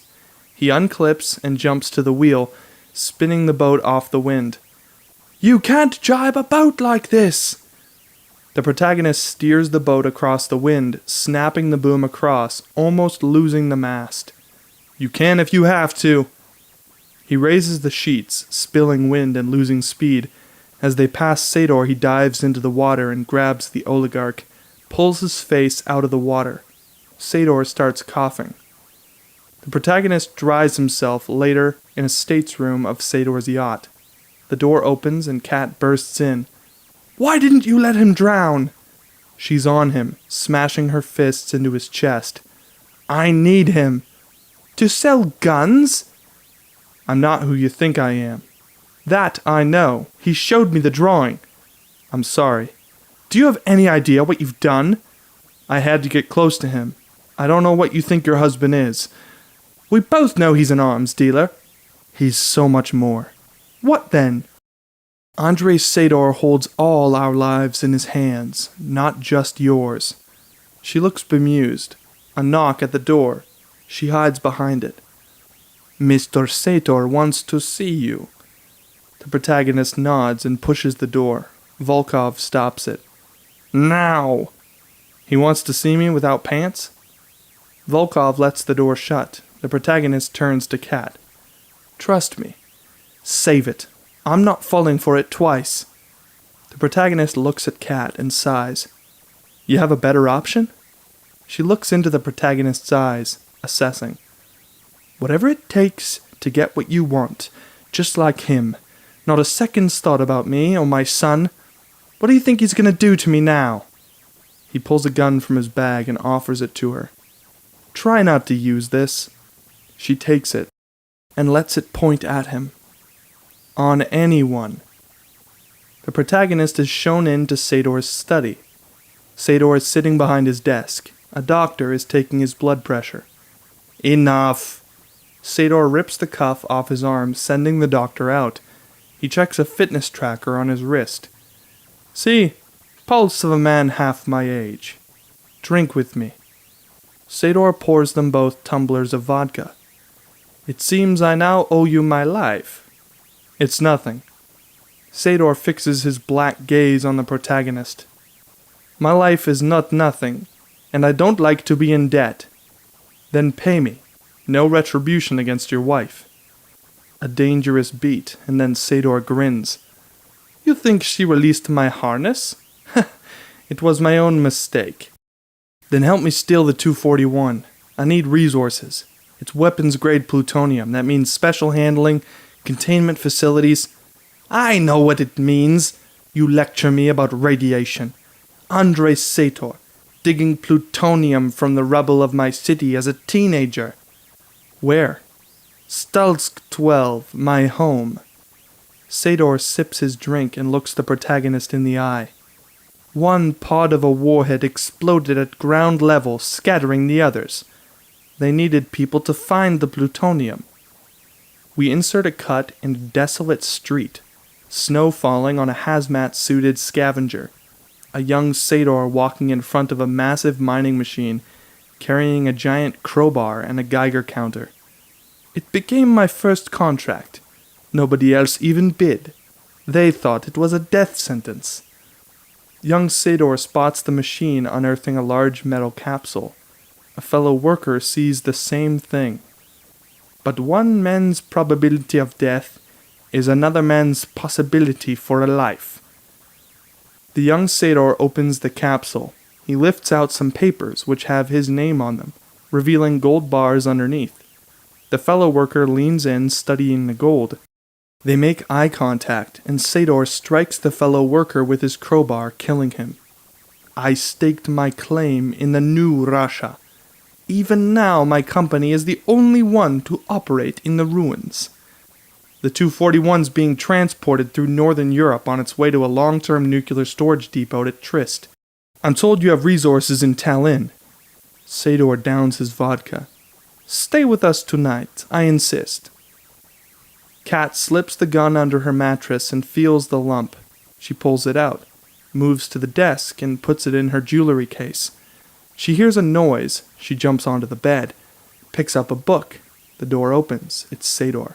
He locks the door. What do you want, Andrei?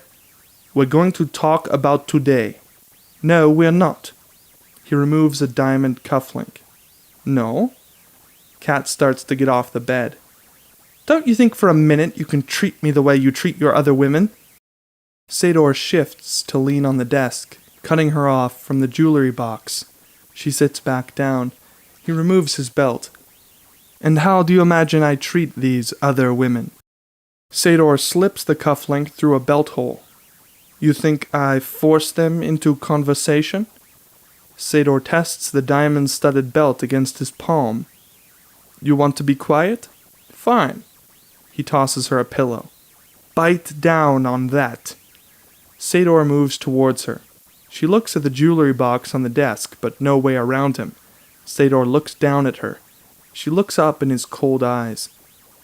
Even a soul as blank and brittle as yours needs a response. Is fear and pain enough? Because that's all I have to offer. Then it'll have to do. Why didn't you just throw me out? If I can't have you, no one can. At what point do you give up and kill me? Sador shrugs and wraps the belt a turn around his fist. Turn over. Touch me, I scream so loud he hears. You think I'd let him interfere? If he tried, you'll have to kill him. End of deal. So leave me the fuck alone. A knock at the door. Not now! He hears a rumbling. Sador, without a word, exits. Sador grabs binoculars from one of his men, peering out. A helicopter emerges from the darkness, thundering in. The protagonist listens to the incoming chopper from his stateroom, pulls on a black windbreaker, and quietly opens his door. The protagonist makes his way looking for an exit.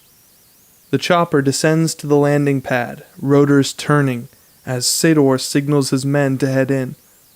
The protagonist is on a roof overlooking the helipad. He watches Sador's men remove a large grubby capsule and take it below as the chopper lifts off. The protagonist makes his way through the storage area. Peering through a window, he sees crew gathered around the capsule. Sador enters and wipes dirt from the latches, then opens it. Sador puts his hand over the open capsule, letting small flat gold bars leap from the capsule into his hand. He looks up expectantly. The crew shoves a crew member forward onto his knees. Eyes downcast, he reaches behind and pulls a gold bar from his rear pocket. He offers it to Sador with trembling hands. Sador takes it, eyes never leaving the crew member, who finally and tentatively looks up. Sador jabs him in the mouth with the gold bar. Bam! Then smashes him over the head. The protagonist is repulsed by what he sees. Sador steps back breathless from the small crew member who lies motionless on the ground. As Sador raises his wrists to check his fitness tracker, blood drips from the gold bar in his hand. 98. Not bad for such exertion. The protagonist senses, turns, crack. Volkov smashes his jaw and kicks him in the ribs. Pistol whips him. The protagonist, now bleeding, is shoved into the engine room. He was at the window. Sador looks at the protagonist, who nods at the capsule. I was curious. My property shouldn't concern you. Who are you? How do you come by your information about the opera?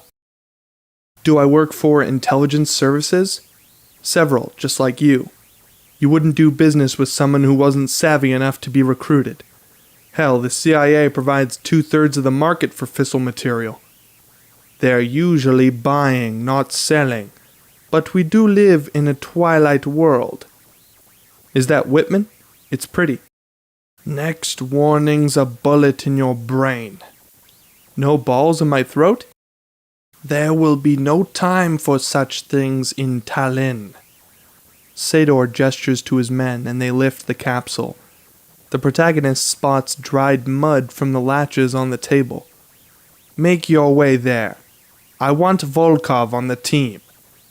The protagonist struggles to his feet.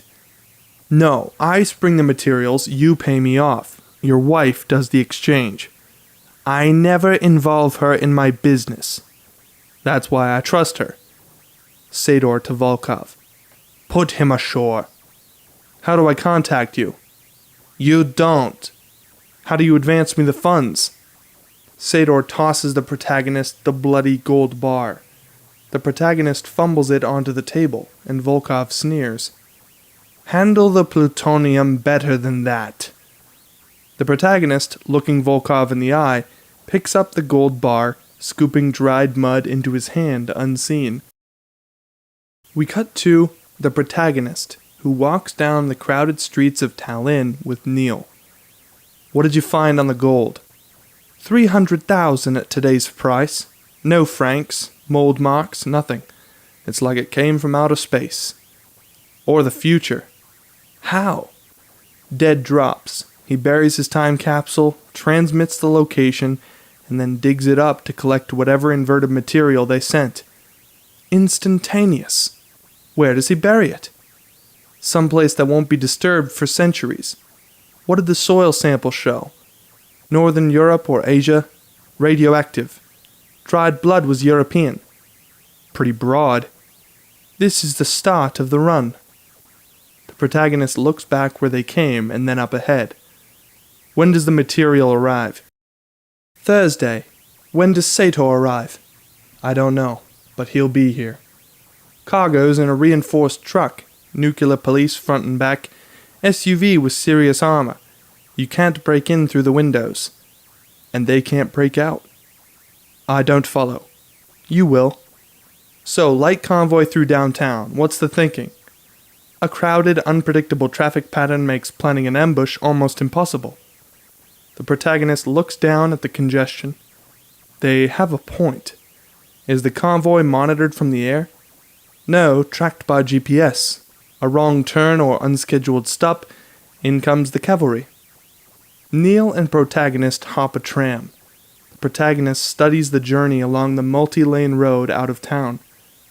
We need big guns. Guns that make the point without being fired. We need a fast car that doesn't look fast, and 4 heavy vehicles, all different. Bus, coach, 18-wheeler. Neil nods. One of them has to be a fire truck. Neil looks up, interested. Most of all, we need to set this up with nothing in the record. Nothing electronic, nothing paper. I don't want Sador ambushing us the second we spring the material. His ignorance is our only protection. Inside a Mercedes on Tallinn streets, Kat sits beside Sador in the back, staring out the window. Everything salvaged from Oslo has been shipped here. Why am I here? I don't trust anyone else to assess the pieces. The Mercedes pulls into the Tallinn Freeport. Several bodyguards emerge. Sador heads inside. Kat follows, looking through a metal fence. An Audi sits there idling, its driver wearing an oxygen mask. Kat enters. Sador is at a table covered in weapons. See, Kat, some of my favorites. He picks up a machine gun. Singed, but salvageable, wouldn't you say? She stares at the weaponry as if she's never seen anything like it before. It's not my area of expertise. That's right, you never have anything to do with such things. But this is where our worlds collide. Andre, what is this? You know perfectly well what it is, Kat. The filthy business that put these clothes on your back and our boy in his school. That you thought you could negotiate your way around. Volkov in Russian subtitled. The convoy due downtown in 10. Sador checks his watch and nods at Volkov. Turns to Kat. It's time to go. I'm not going anywhere with you. Sador slams the machine gun down on the table. Kat flinches. Sador turns enraged. Look at me and understand. You don't negotiate with a tiger. You admire a tiger until it turns on you and you feel its true fucking nature. Sador moves toward her and Kat pulls out a gun. Don't! On a Tallinn street, a large unmarked truck with an escort front and back makes its stops and starts way through the downtown traffic. The protagonist and Neil watch the convoy cross an intersection and then pull forward, squeezing through traffic to get ahead. Neil raises a walkie-talkie. A co-pilot. Green, 2 minutes. The green driver nods at the green co-pilot who holds the radio. Check. He puts the radio down and pulls out a large automatic rifle. The protagonist checks his watch and Neil speaks into the radio. Yellow, 60 seconds. Over the radio. 60, check. Blue, 45 seconds. 45, check. Red, on our way to you. The red driver and red co-pilot are dressed as firefighters. The BMW pulls out, running behind the nuclear convoy. As the convoy passes the cross street where the green truck, a flatbed, is sitting, it pulls out beside them, settling in to the right of the convoy. Sador steps toward Kat back in the storage facility. Stay right there. She lifts the gun, intent. You wouldn't kill me. I already tried. You pushed me off the boat. You're not gonna shoot me in cold blood. My blood is not cold, Andre. No, but you're not angry enough. Sador edges toward Kat. Because anger scars over into despair. I look in your eyes. He casually gestures at her. I see despair. He smacks the gun out of her hand and punches her. She drops. Vengeful bitch, living off me, pretending to be better. With a primal animal viciousness, Sador spits at Kat. Enough! Sador kicks her once in the side. You wanted to know when it's better to kill you? You'll have your answer. He motions to Volkov, who with a guard lifts Kat and carries her toward the door. Sador puts an earpiece in his ear. Tell me everything as it happens. Volkov nods, leaving. Sador walks through a large door. Silas is this side. As the door shuts behind him, he walks toward a red door with a small porthole, finding a spot in the shadows nearby. A BMW watches the yellow truck. This one a broadcast truck, which pulls out just ahead of the nuclear convoy. The protagonist looks back through the BMW's side mirror, which is cracked. The BMW sees the blue truck, a wrecker, which pulls out onto the larger street just beyond the convoy, which is now surrounded on 3 sides by the colored trucks. Volkov in the Mercedes follows the convoy. Into the radio. 3 trucks in place. Sador over the radio. Watch everything and give me all the details. Sador sits in the shadows, listening intently. The BMW zips ahead, weaving through traffic and pulls alongside the fire truck. The protagonist, dressed as a firefighter, jumps out of the BMW and grabs onto the side of the fire truck, banging the side to signal the driver. The fire truck pulls out onto the 3-lane highway. The fire truck pulls alongside the nuclear convoy, slotting in on the left, so that the convoy is now surrounded. The protagonist climbs onto the roof beside the ladder and puts on a pair of heavy-duty gloves. He pulls a diagonal backpack around onto his front, checking his tools. Blue co-pilot and yellow co-pilot count down in unison, over the radio. 5, 4, 3, 2, 1, go! The blue truck behind the convoy guns the accelerator. The yellow truck in front of the convoy slams on the brakes. The 2 SUVs are accordioned against the nuclear truck, then carried forward with the nuclear truck as the colored trucks close formation and pull forward, maintaining pace. Go, yellow! The yellow co-pilot in the broadcast truck sends out static. The security driver is trying his radio, but only gets static. In the Tallinn police station, a police operator is frowning, trying the radio. He calls to his supervisor. In Estonian, it's subtitled, Radio down. Are they still moving? The police operator checks his screen and nods. Tires howling, the convoy grinds forward. The blue co-pilot tosses a dye pack onto the windshield of the SUV. It blasts across the glass, obscuring his view. Yellow co-pilot does the same in the front. The guards are now blind and cannot open their doors or shoot through the bulletproof vehicles. The protagonist climbs onto the ladder, lying on top. Inside, the red co-pilot operates the ladder controls. The ladder swings out at 90 degrees, hanging the protagonist directly over the nuclear truck. He pulls a frame from his pack and unfolds it. He fixes it to the roof. The ladder swings him away and the frame explodes. He swings back through the smoke to find the opening and climbs into the nuclear transport truck. He lands, gets his bearings, and finds the safe. He reaches into his pack. On a Tallinn street, an Estonian police car pulls up behind the fire truck. The police spots sparks from the dragging bumper of the SUV. The police passenger tries his radio, but only gets static. The protagonist affixes a charge to the safe. He runs a wire, pushing back into the farthest corner, and blasts the door open. Watching the police through his mirror, red passenger rolls down his window and props an assault rifle on the sill. The protagonist reaches into the safe, pulls out an orange plastic case, reaches up to climb through the roof.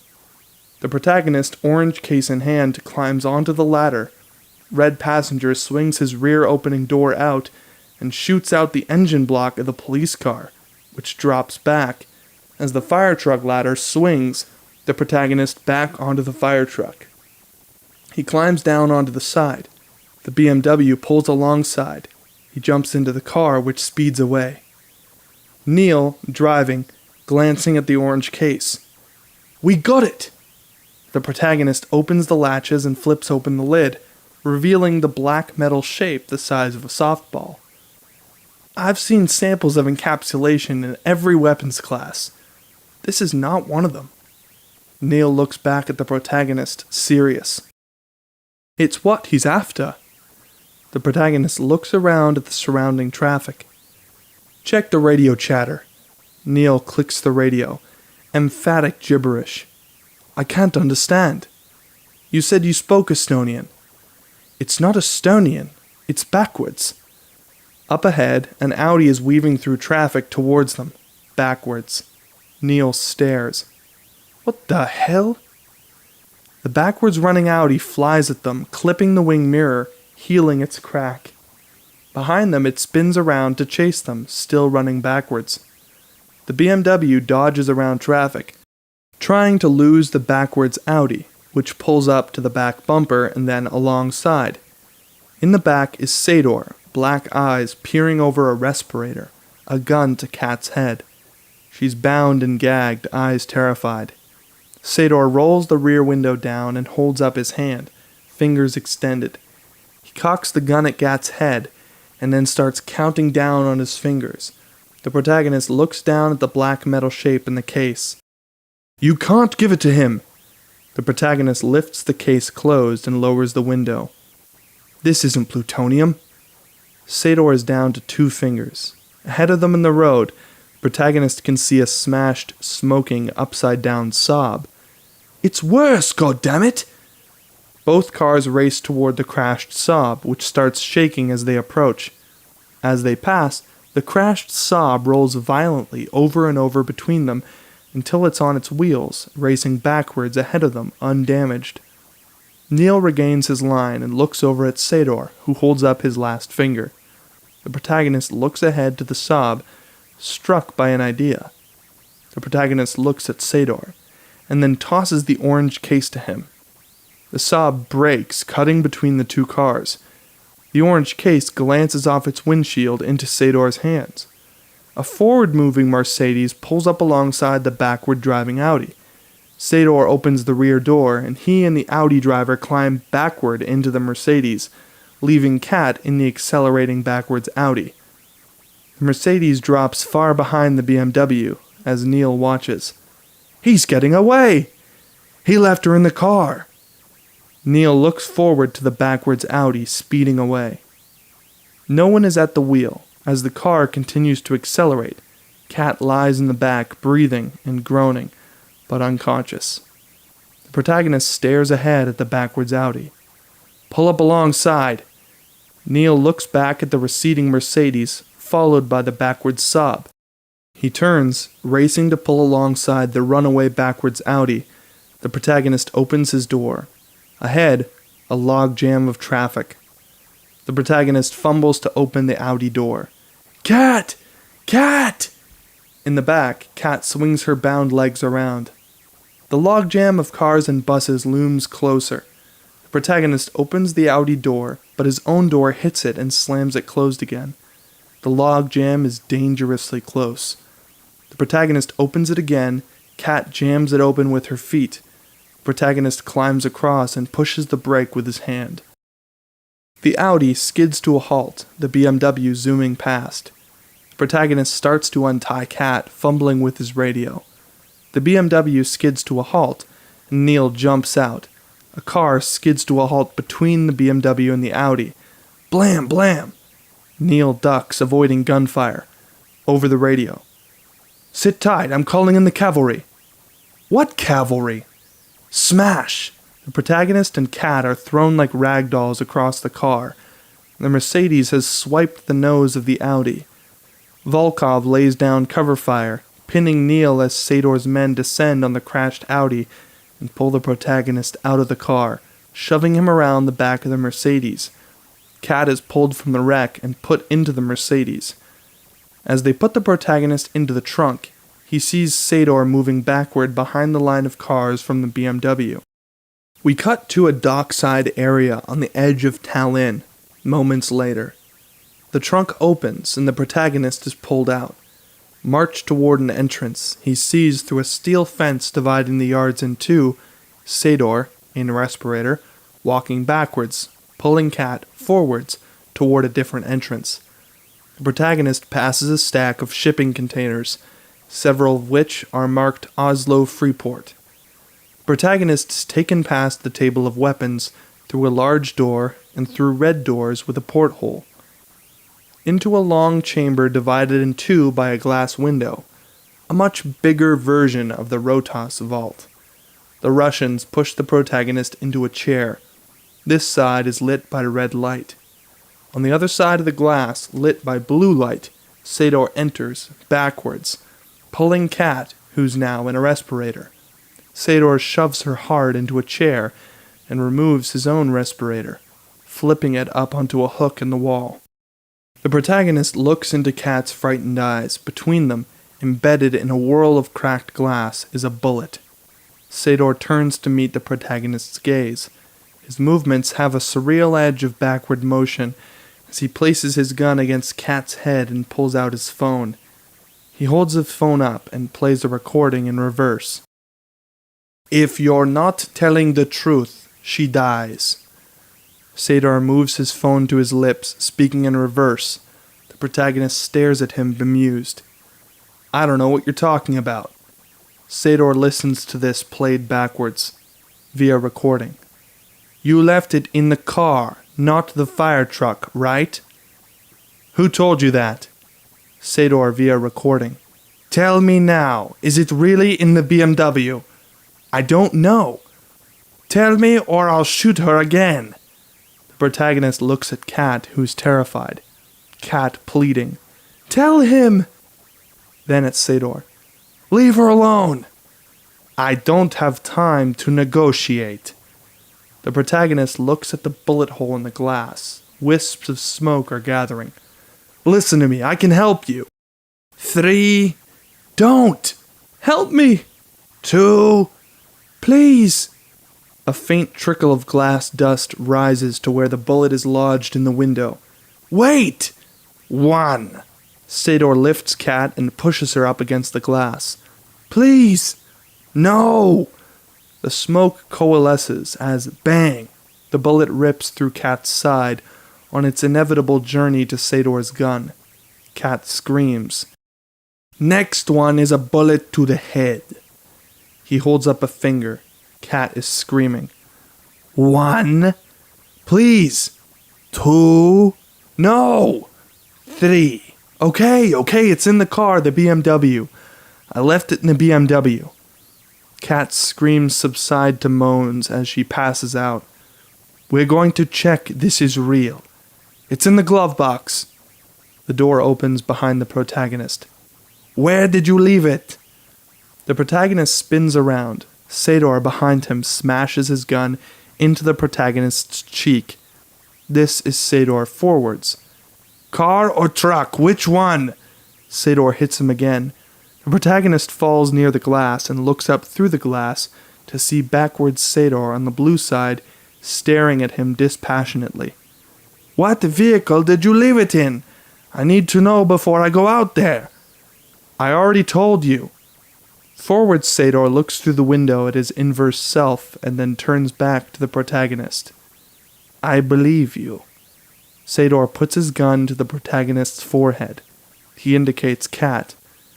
"You wanted her here. I hope you'll be happy together." Sador cocks his weapon, and blam, blam! The double doors behind the protagonist smash open. Paramilitaries burst in, guns blazing. The 2 guards are shot. Sador jumps for the vault and hits a button. On the other side of the glass, inverted Sador runs backward toward the other vault door. Both Sadors jump inside and are gone. A paramilitary sergeant enters, gun drawn. "Clear!" The protagonist looks at the empty vault. "Where did he go?" "The past." Sador runs out of the turnstile, into the blue side of the room. On the other side, he sees the paramilitary ambush in reverse. For a few seconds, he watches his older self interrogate the protagonist. Then he fires up his phone, steps up to the glass. The protagonist shouts passionately. It's in the glove box. Via recording. We're going to check this is real. Okay, the car, the BMW. I left it in the BMW. The sound of Kat's moaning is building and building. Sador holds up one finger. 3. Via recording, the protagonist yells, No! Adds a second finger. 2. Kat is screaming now. Please! And a third. 1. Next bullets in the head. Kat's screaming crescendos as Sador grabs her and pushes her up against the glass, pulls his trigger, healing her wound. 1. Protagonist via recording. Wait! He holds up 2 fingers. 2. Don't! Sador holds up 3 fingers. 3. Listen to me, I can help you. I don't have time to negotiate. The protagonist looks confused. Leave her alone. Tell me or I'll shoot her again. I don't know. Tell me, is it really in the BMW? Who told you that? You left it in the car, not the fire truck, right? I don't know what you're talking about. If you're not telling the truth, she dies. Sador grabs his respirator from the hook and pulls Kat to her feet. Drags her backward through the door, down a corridor into an airlock. Pulls off her respirator and puts his on. The protagonist looks through the glass at Kat. A female paramilitary yells, She's been shot! Get her to this side. Respirator-clad paramilitaries pull Kat out of the room. The paramilitary sergeant turns to the protagonist. Was she shot with an inverted bullet? The protagonist nods. Neil enters and gestures to the sergeant. This is Ives. He's one of us. The protagonist grabs Neil and throws him up against the wall. Us? Who are these guys? Prias. Ours. The paramilitaries bring Kat into the room. The medic, moving swiftly, examines Kat's wounds. The protagonist pulls his arm against Neil's throat. How did Sador know about the ambush? Posterity. An ambush on the streets can't stay out of the record. Bullshit. He knew every move we made. Somebody talked. Was it you? No. At every stage you've known more than you should. I'm asking you one more time. Did you talk? Nobody talked. They're running a temporal pincer movement. Ives is next to the protagonist, ready to help Neil. A what? A pincer movement, but not in space, in time. Half his team moves forward through the event. He monitors them, and then attacks from the end, moving backwards, knowing everything. Except where I stashed the plutonium. The protagonist lets Neil go. Which is not plutonium, is it? I told you, it's what he's after, and you just told him where it is. I lied. Neil looks at Kat, bleeding out on the gurney. Jesus. He couldn't verify from inside the room. He'd have shot her anyway. Lying is standard operating procedure. The medic steps away from Kat and shakes his head. It's spread too far. Meaning what? She's gonna die. Neil to the protagonist. Standard operating procedure? To Ives. Can't you stabilize inverse radiation by inverting the patient? That takes days. The protagonist points at the turnstile. Let's go. We took control of this machine minutes ago. Before that, it's Sador's. How long will she live on this side? 3 hours, tops. The protagonist thinks. He looks at Kat, who's dying. I'm taking her through. I'm not going to let her die. I'll take my chances out there. Chances of what? We've got no way to bring you back in. We'll find another machine. A week ago? Where? The protagonist looks at Neil. They have the same idea. Oslo. That facility's impregnable. It's inside an airport security perimeter. Not last week it wasn't. We're going in. You might as well help. Ives, shaking his head, joins in. As they carry Kat toward the vault door, Ives points at the glass partition. This is the proving window. As you approach the turnstile, if you don't see yourself through the proving window, do not enter the machine. Why not? If you haven't seen yourself reverse exit the machine, you won't be getting out. Okay, first in, last out. Get into the turnstile, pass through. I'll already be there with her. Is that gonna work? Ives pauses, watching activity on the other side of the window. Yeah, he points. The protagonist turns to see himself on the other side of the glass, moving in reverse, wheeling Kat toward the vault door. Let's go! Ives opens the door. The protagonist takes one last look at his backward self entering the machine, then steps inside. We follow him in as the door shuts behind him. He puts his back to the wall. The machine starts clanking like an MRI. The door opens on the other side, and he steps out. To see Ives struggling with Kat, he moves to help. Neil is already there. First in, last out. The protagonist looks through the glass to where he and Ives now appear to be moving backwards. The medic tends to Kat. She's stabilizing slowly. I'll clean and close. The rest is time. How long does she need? 4 or 5 days. A week to be sure. The protagonist to Neil. Figure out how to get us to Oslo. I've got to get back out there. To do what? To stop Sador getting away with whatever it is I just gave him. You didn't. You lied about where it was. Wait, you're going out there for her. He's threatening to kill her in the past. If he does, what happens to her here? It's unknowable. If you were to make the change, you're not there to observe its effect. What do you believe? What's happened, happened. We have to save her here and now. If you go back out there, you might hand him exactly what he's after. Don't let them take her back through. I won't. You can't stay here. And we don't have much time, so find us a nice cozy shipping container that just came off a ship from Oslo. The protagonist moves toward the door and Ives steps up. This is cowboy shit. You have no idea what you're getting into if you go through that door. Well, I'm going, so any tips would be welcome. Ives sees his determination and shakes his head. Wheeler, brief him. The female paramilitary, Wheeler, hands the protagonist a respirator. You need your own air. Regular air won't pass through the membranes of inverted lungs. The number one rule, don't come into contact with your forward self. That's the whole point of these barriers. Wheeler bangs on the proving window. And protective suits, if any of your particles come into contact with...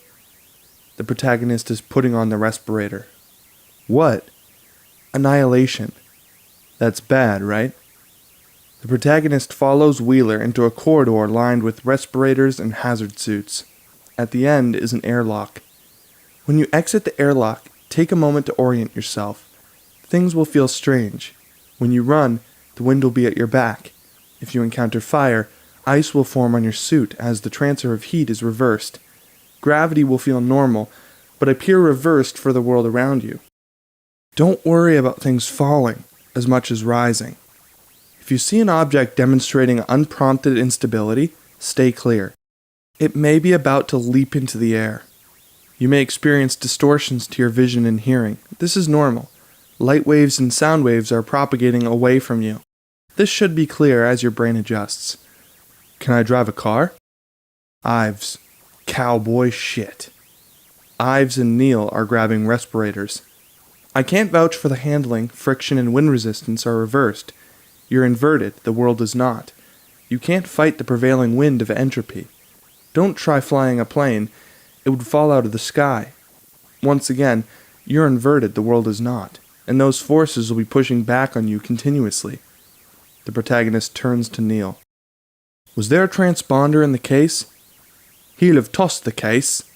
I'm going backwards. That's the ball I have to follow. Give me the reader. Neil hands him a phone.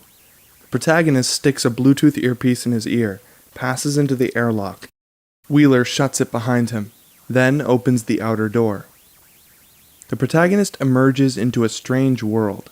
The air feels different. The friction of his feet on the asphalt feels different. He looks up at the birds flying backwards, at steam contracting, at a pile of dust sucking itself bigger. In the yard he spots the Saab. He runs over and finds the keys sitting on the front tire. The protagonist looks in the glove box, but nothing. He looks in the wheel well, nothing. The back seat, nothing. He gives up and starts the engine. He pulls out gently, feeling out the strange handling of the vehicle. The protagonist steers the car around backwards moving traffic and backwards walking pedestrians, marveling. People stare at the car as it approaches, as if they already know a backwards driven car is heading their way, which, of course, they do. He checks the phone, a blinking dot half a mile away. He guns it, fishtailing unexpectedly. We see the firefight on the highway from before in reverse. Neil laying down fire from between cars. Kat carried back to the Audi. Behind Neil, Sador, moving forwards, checks the glove compartment of the BMW. Nothing. Fuming, he heads back to the Mercedes, ducking behind cars, bullets flying. The protagonist pulls onto a busy highway where the cars are facing him, but moving in his direction. The Saab races along, the only normal-looking car on a road full of cars speeding backwards. On the phone, the flashing dot is closer. Slowing, the protagonist spots the orange case lying empty by the side of the road. He pulls over some distance away, jumps out of the car, pulls out his Bluetooth earpiece and wedges it between the foam padding and the orange plastic. The protagonist heads back to his car, checks the signal from his phone, and peers at the case.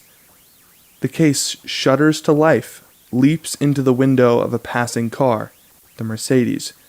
The protagonist peels out, dust flying up in clouds that don't fully blossom as expected, but contract. The protagonist struggles with the wheel, trying to keep the car on the road with its unaccustomed handling. Christ! We can see the Mercedes up ahead, weaving through traffic. The Mercedes races back up the off-ramp. The Saab follows, weaving through traffic which faces him, but travels backwards.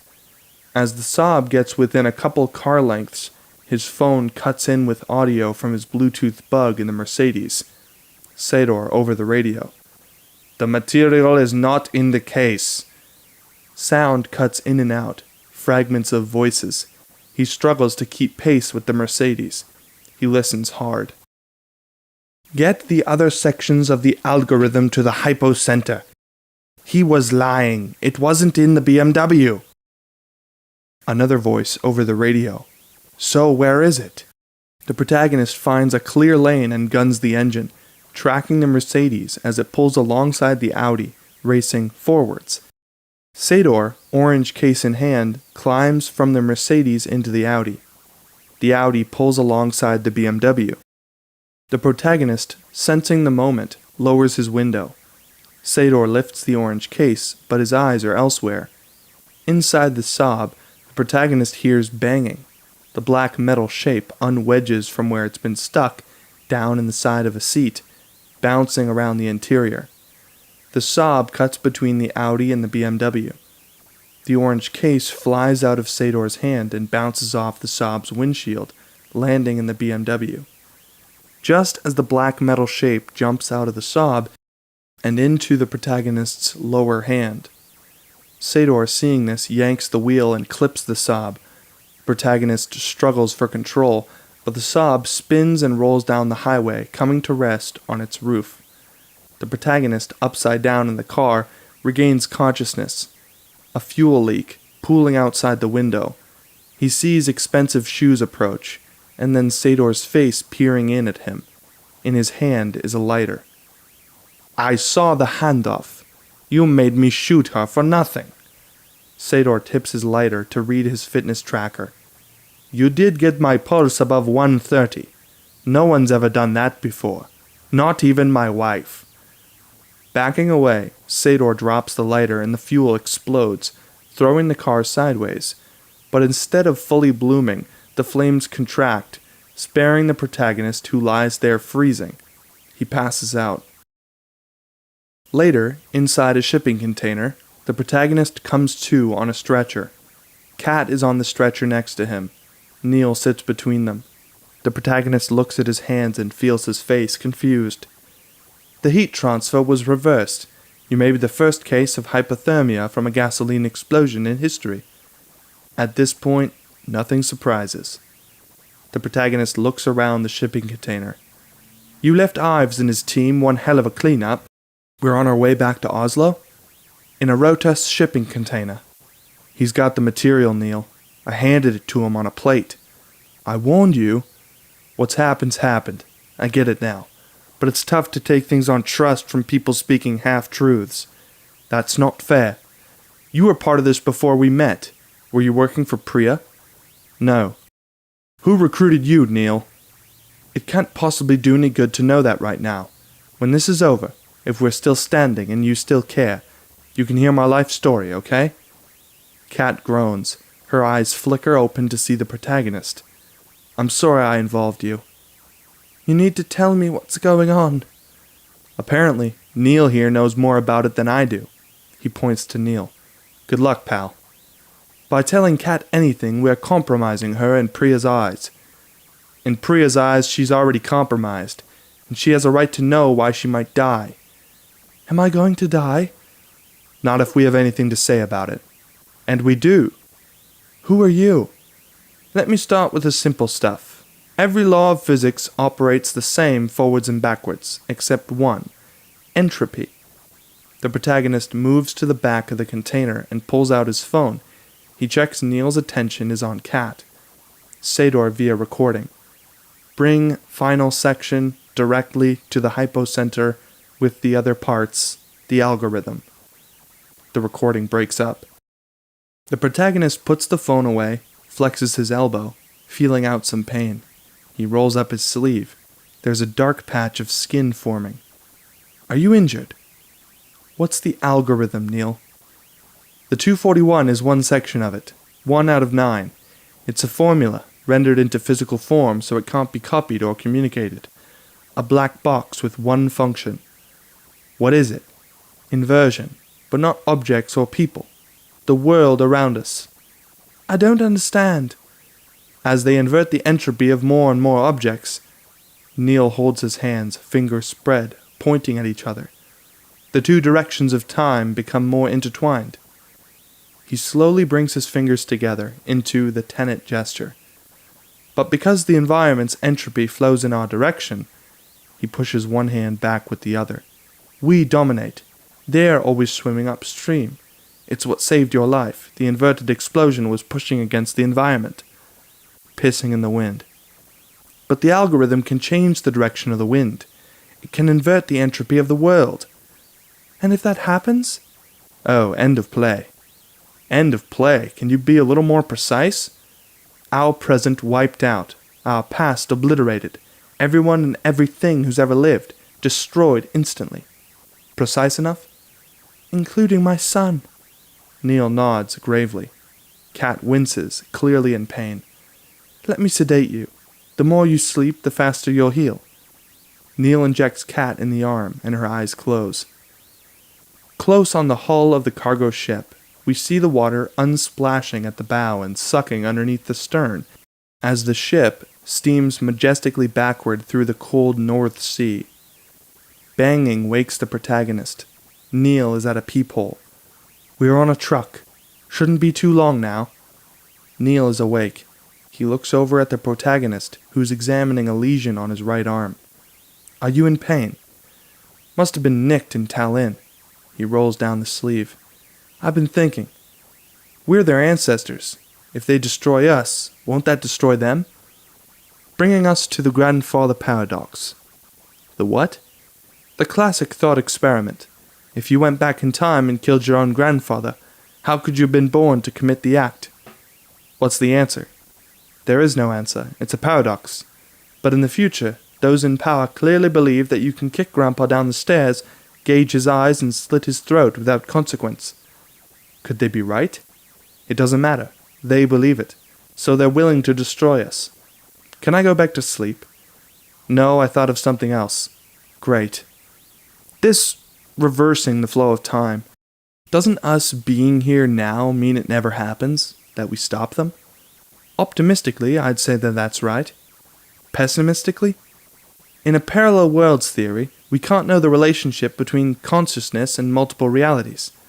Does your head hurt yet? Yes. Try sleep. A final thud, then stillness. The protagonist moves to the peephole, unplugs it, and peers out.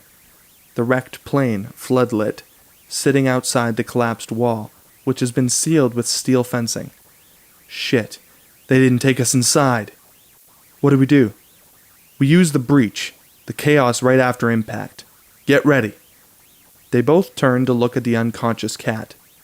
Is she healed enough? I don't know. I've never done this before. The protagonist is at the peephole. The ground is wet. Cleanup crews and investigators swarm backwards over the scene. Sirens start and water flows up onto the plane's wings. Fire crews unpack their equipment around the wreck. Fire crews there. The protagonist winces as he pulls his arm under his sleeve. We get Kat through the breach. I take care of Sador's men and secure the vault. Then you bring her in. How's the arm? Not good. The protagonist spots a hole in the fabric of his black suit, directly over the lesion on his arm. Neil straps a respirator to the gurney and puts the mask over Kat's face, then puts another on himself. He gives Kat a sedative. We move the second we hear the engines. Neil looks at Kat, unconscious on the gurney. He tightens the straps and throws a reflective blanket over her. The sirens are deafening. The protagonist flexes his arm, clearly in a lot of pain. Neil spots blood dripping from the protagonist's wrist. You're bleeding, let me take a look. Suddenly they hear the building whine of jet engines. The protagonist yanks up the handle, throws open the door, and onto pandemonium. The fire crews battle the blaze. Chunks of metal on the ground ignite, shudder, and leap into the airframe. Streams of water rise up onto the plane. The protagonist hurries backward, pulling the gurney toward the plane, steering around debris that might suddenly. A sheet of flaming metal spins off the ground, shearing into them, knocking the gurney. They duck, holding onto the gurney.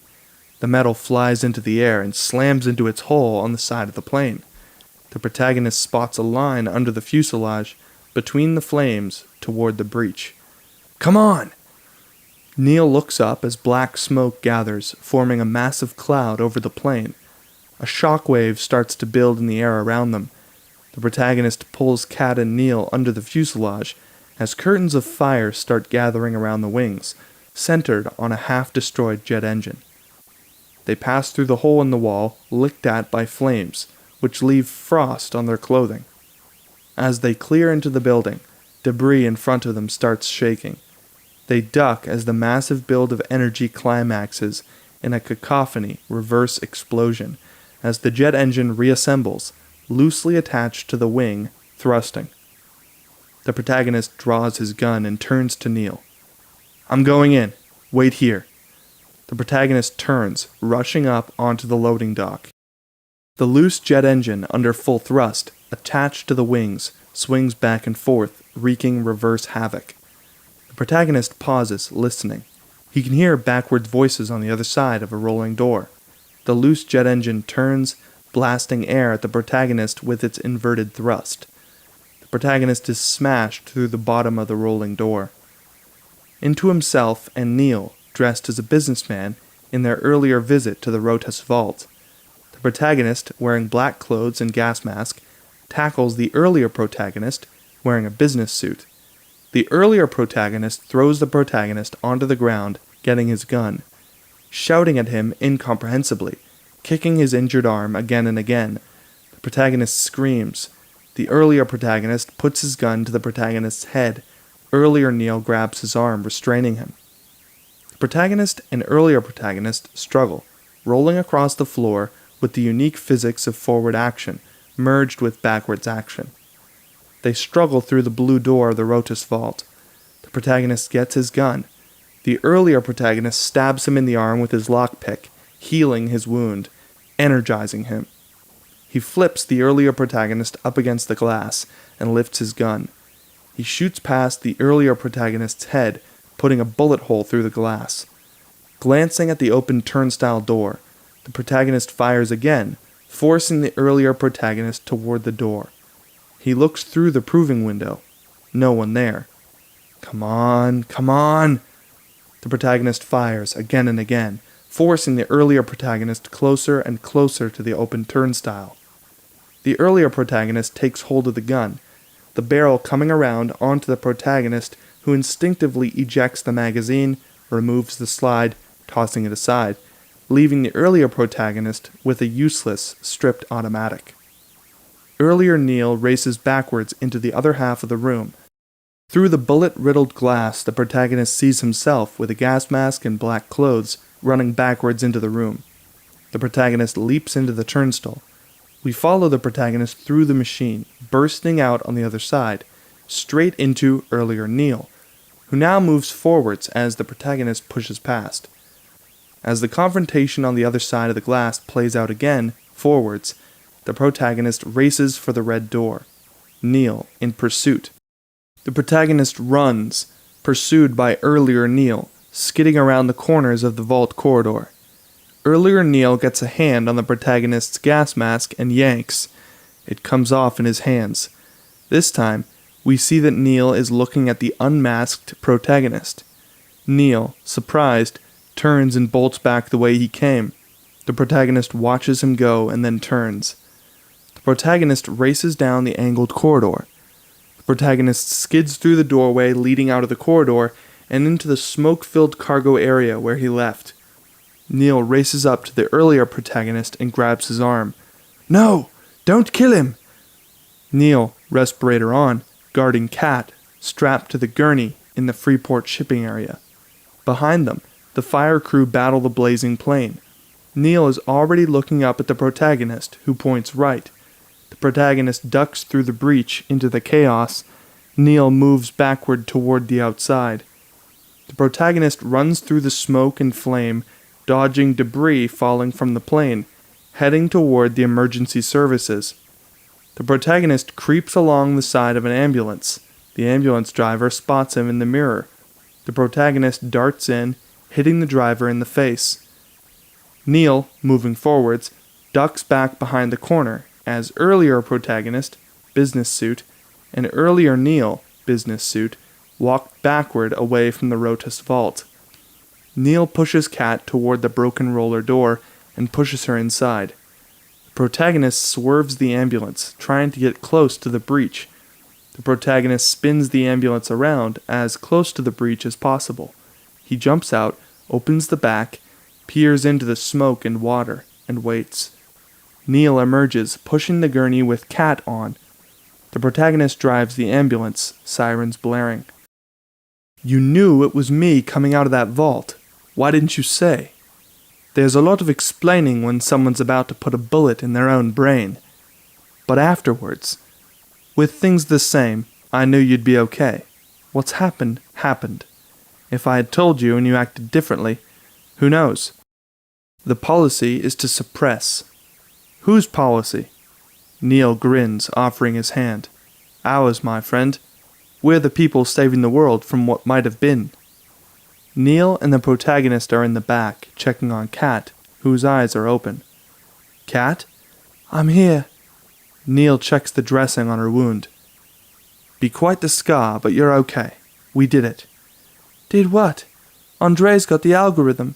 You don't know where he is." Neil looks at the protagonist. "Or when?" "Get Priya here to Oslo." "Why?" "If I don't do something now, in 2 days, she'll tell me about the 241. Nothing can change that." "We'll see. Just get her here." At the Oslo War Memorial, the protagonist makes his way through the crowd, following an elegantly dressed lady, Priya. He takes her by the arm, away from the crowd. "Hello, Priya. What's going on? Where's Neil?" "Nursing Catherine Barton, who almost died because of you." "What did I do?" "It's what you're going to do. In 2 days, you're going to have me dangle plutonium-241 in front of the world's most dangerous arms dealer. And I want to know why." "You let him get hold of 241? "No, I let him get hold of the algorithm." Priya looks at the protagonist, surprised he knows the term. "Tell me about it, Priya." "It's unique.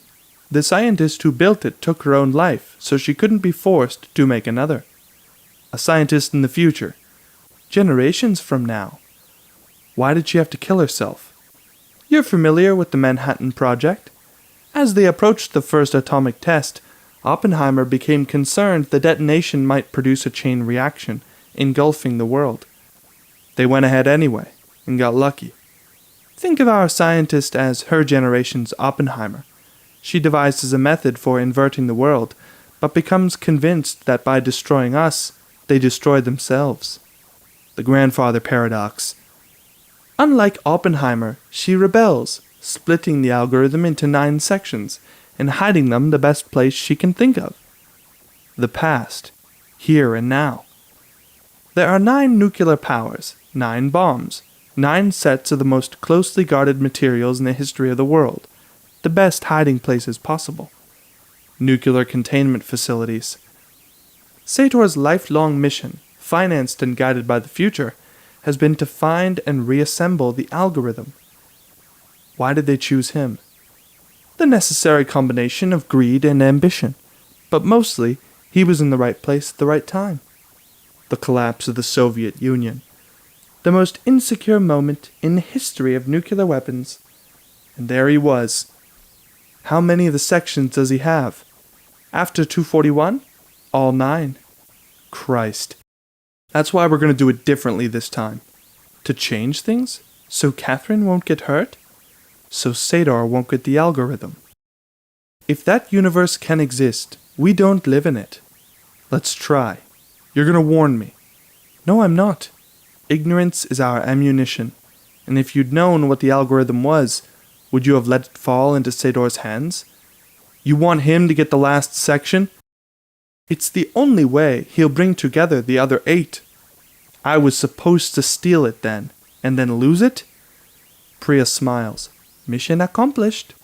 You used me. As you used Catherine. Standard operating procedure. You've done your part. My part? I'm the protagonist of this operation. You're a protagonist. Off look.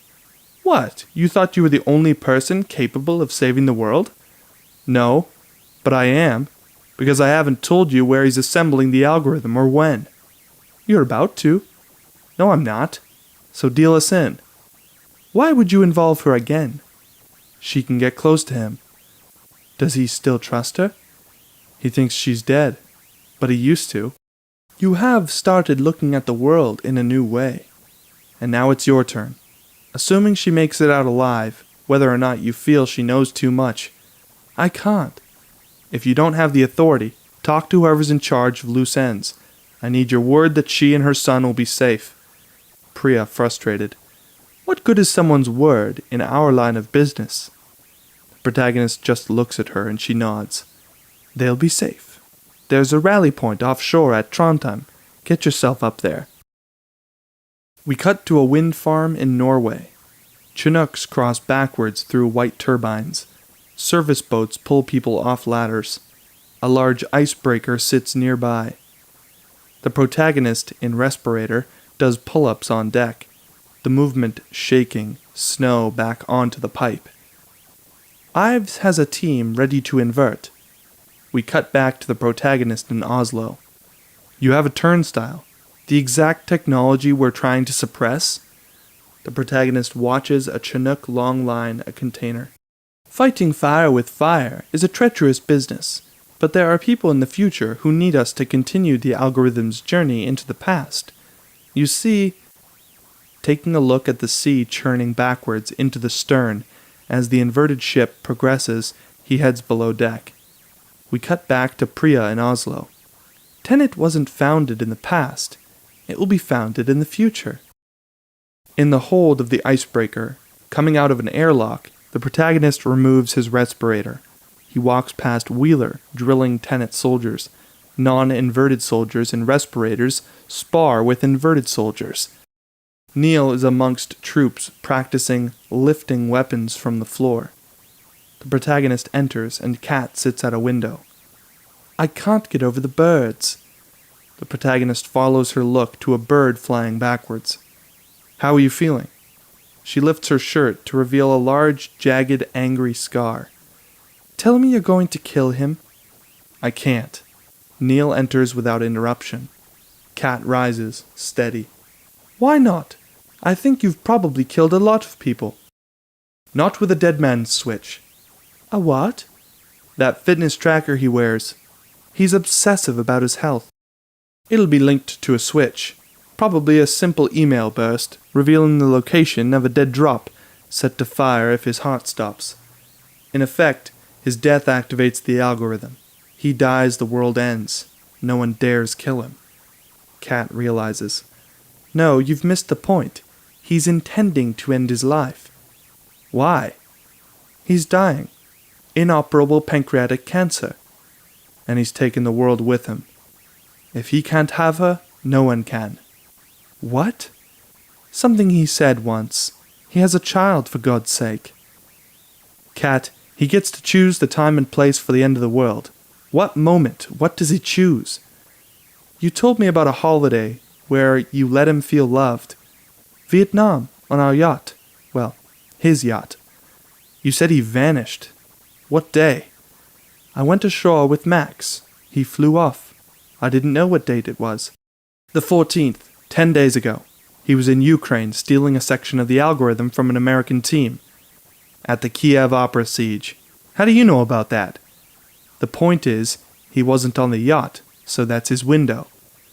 To come back to that golden moment and have it be his last. Everyone's last.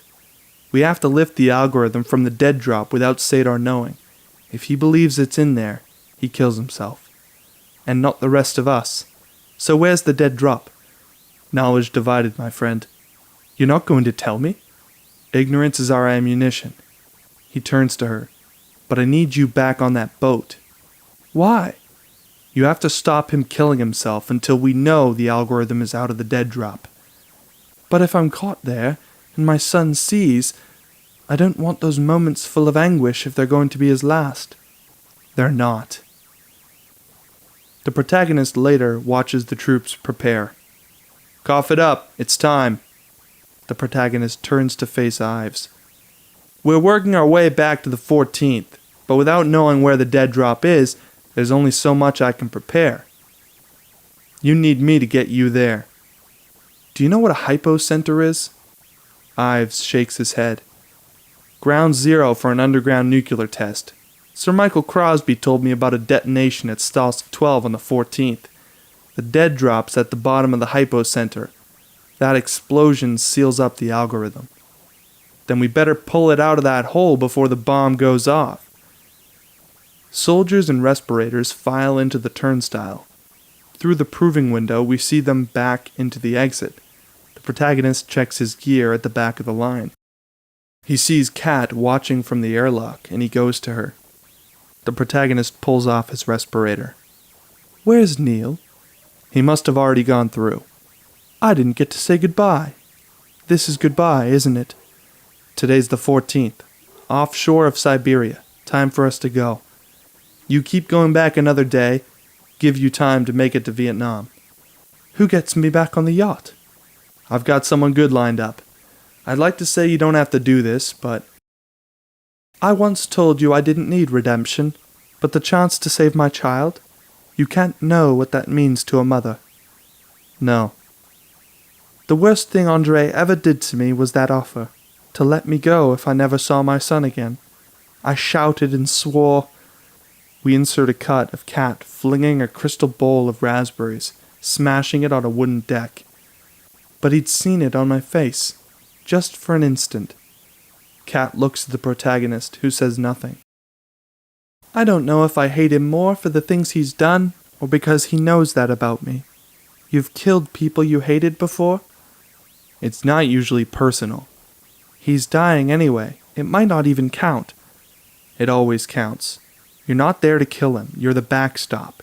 If we haven't lifted that algorithm and he kills himself, he takes us all with him instantly.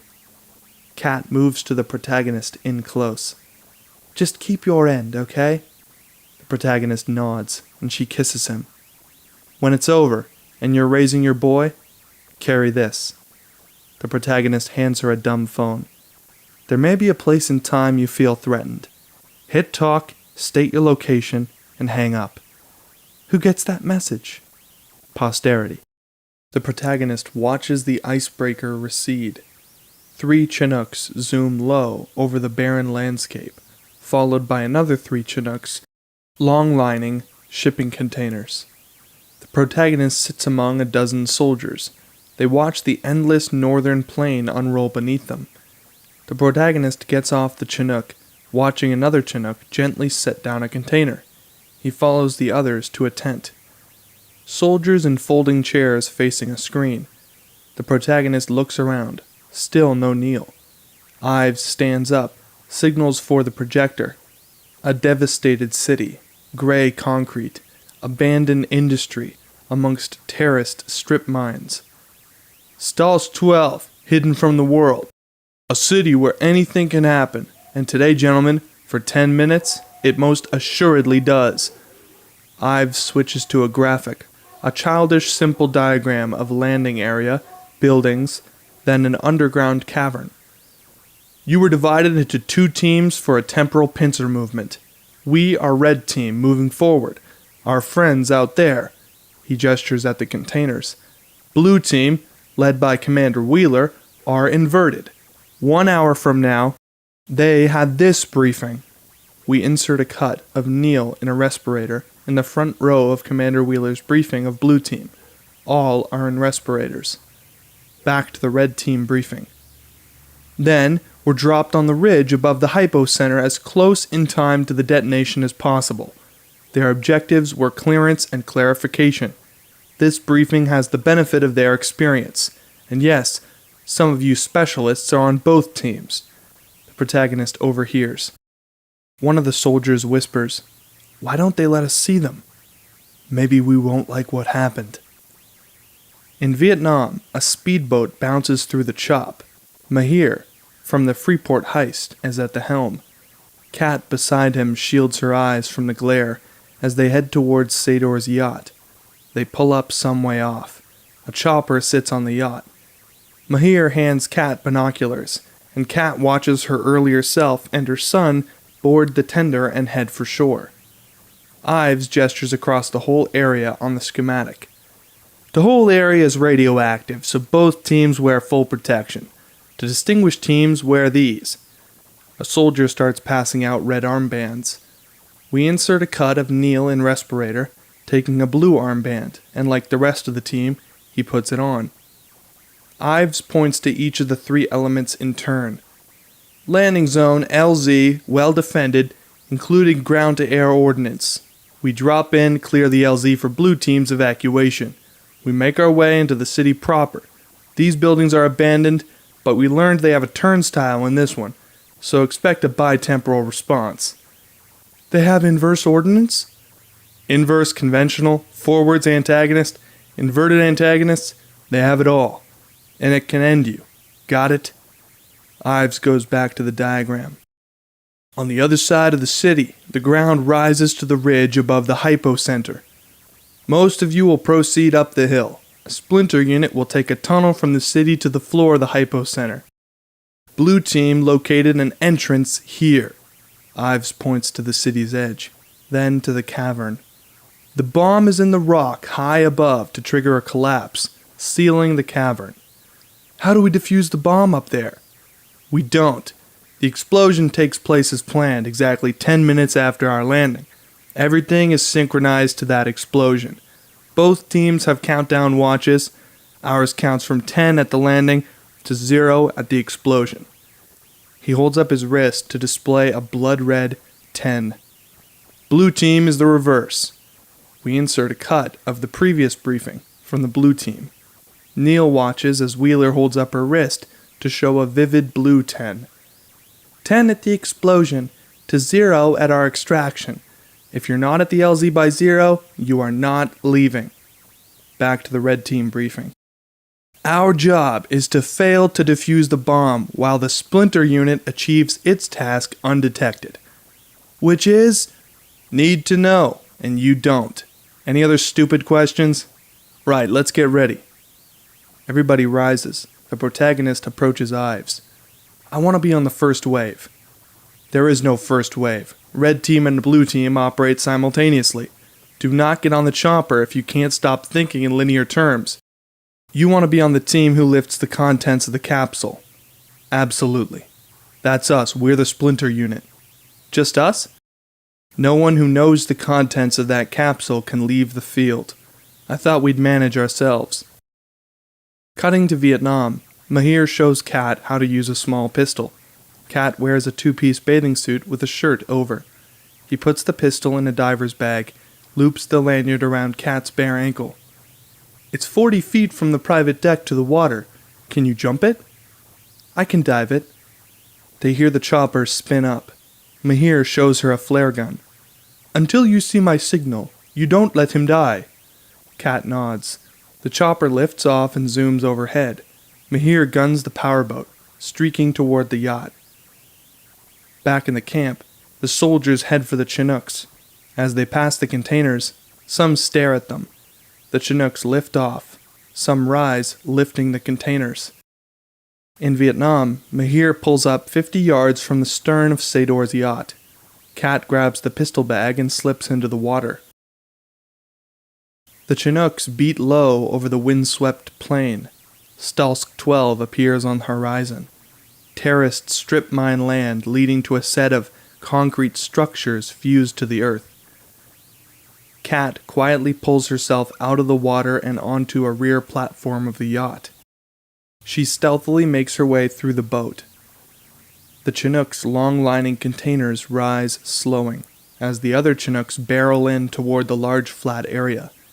Anti-aircraft guns start firing. The protagonist grabs his gun and leaps from the Chinook as it hovers close to the ground. The Chinook's long-lining containers fly backward toward a giant depression. Neil looks out a peephole. We're coming in on the shockwave. Hang on, people. Neil grabs his belts as, whoom, the container shudders. The shockwave contracts, the Chinook surfing backwards on the shock as it approaches the hypocenter, energy building. The ground lifts and flattens. The protagonist joins a unit of Red Team soldiers who charge an anti-aircraft emplacement, taking it out before it can fire on the slow-moving Chinooks. The protagonist uses his assault rifle to take out a gun emplacement. Ives uses an inverse grenade to violently reassemble an enemy gun emplacement out of existence, shredding the enemy with reverse shrapnel. Draw them back into the city, away from blue teams. The Chinooks drop down, land the containers. The protagonists look back to see, 100 meters away, the containers open. Blue team scrambling backwards from the containers. Some carry injured comrades, but all seem exhausted. The protagonist and Red Team press forward, blasting at the remaining enemy troops, who run for the cover of the city. The protagonist checks his watch, a bright red 9:59, 9:58. The reverse explosion peaks, and suddenly calm. As the Chinooks place the containers down, they open and the blue team runs out, forwards. Neil at the head, gun raised, blasting at enemy soldiers on the ridge. Neil checks his watch, a bright blue 9:57. He turns to see a gray truck reversing toward the hole, tires sucking up dust, a rope from its rear hitch taut into the hole. Bang, bang! Shots are sucked out of the ground around him. Blue team forces the enemy away from the hole. Toward Red Team, whose members fight backwards, Neil shouts to Wheeler, "Draw their fire! Pull them away!" Neil races down the ridge, following Wheeler. On the yacht, Kat comes to find a junior crew member cleaning up a smashed bowl of raspberries. He looks up at her, surprised. "Mom, I thought you gone ashore." "I snuck back in to surprise Andre." "The boss left." He trails off, and they hear an incoming chopper. "I'll get the mess. Have Mr. Sador find me here.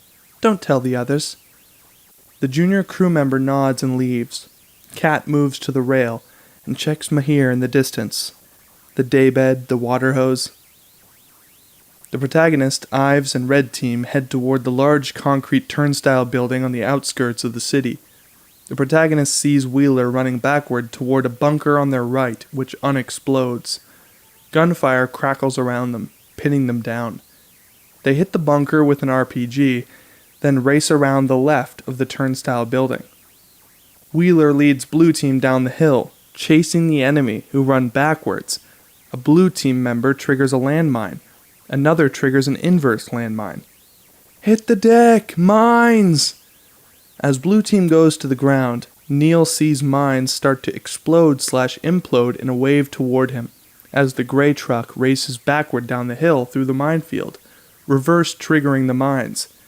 Neil dives out of the way, almost run over, then gets up to follow the path of the gray truck. Kat unzips her diver's bag and feels the handle of the gun. She then slides the bag under the daybed, checking that she can reach. She moves to the rail and crouches to unclip the bottom safety cable. She looks at Mahir's boat across the water. Ives leads the red team into the deserted concrete structures via an efficient cover-and-move formation. The protagonist shelters behind large concrete chunks, which vibrate, gathering energy. The protagonist jumps away as the chunks rip from the ground, bouncing violently and dustily off each other, and flying up into a gap in the side of a building as an inverse RPG zips back up into a window. Ives has spotted the window and calls for an RPG to follow the inverse one, blasting the building. The protagonist checks his watch, 8:10, 8:09. Neil checks his watch, 8:08, 8:07.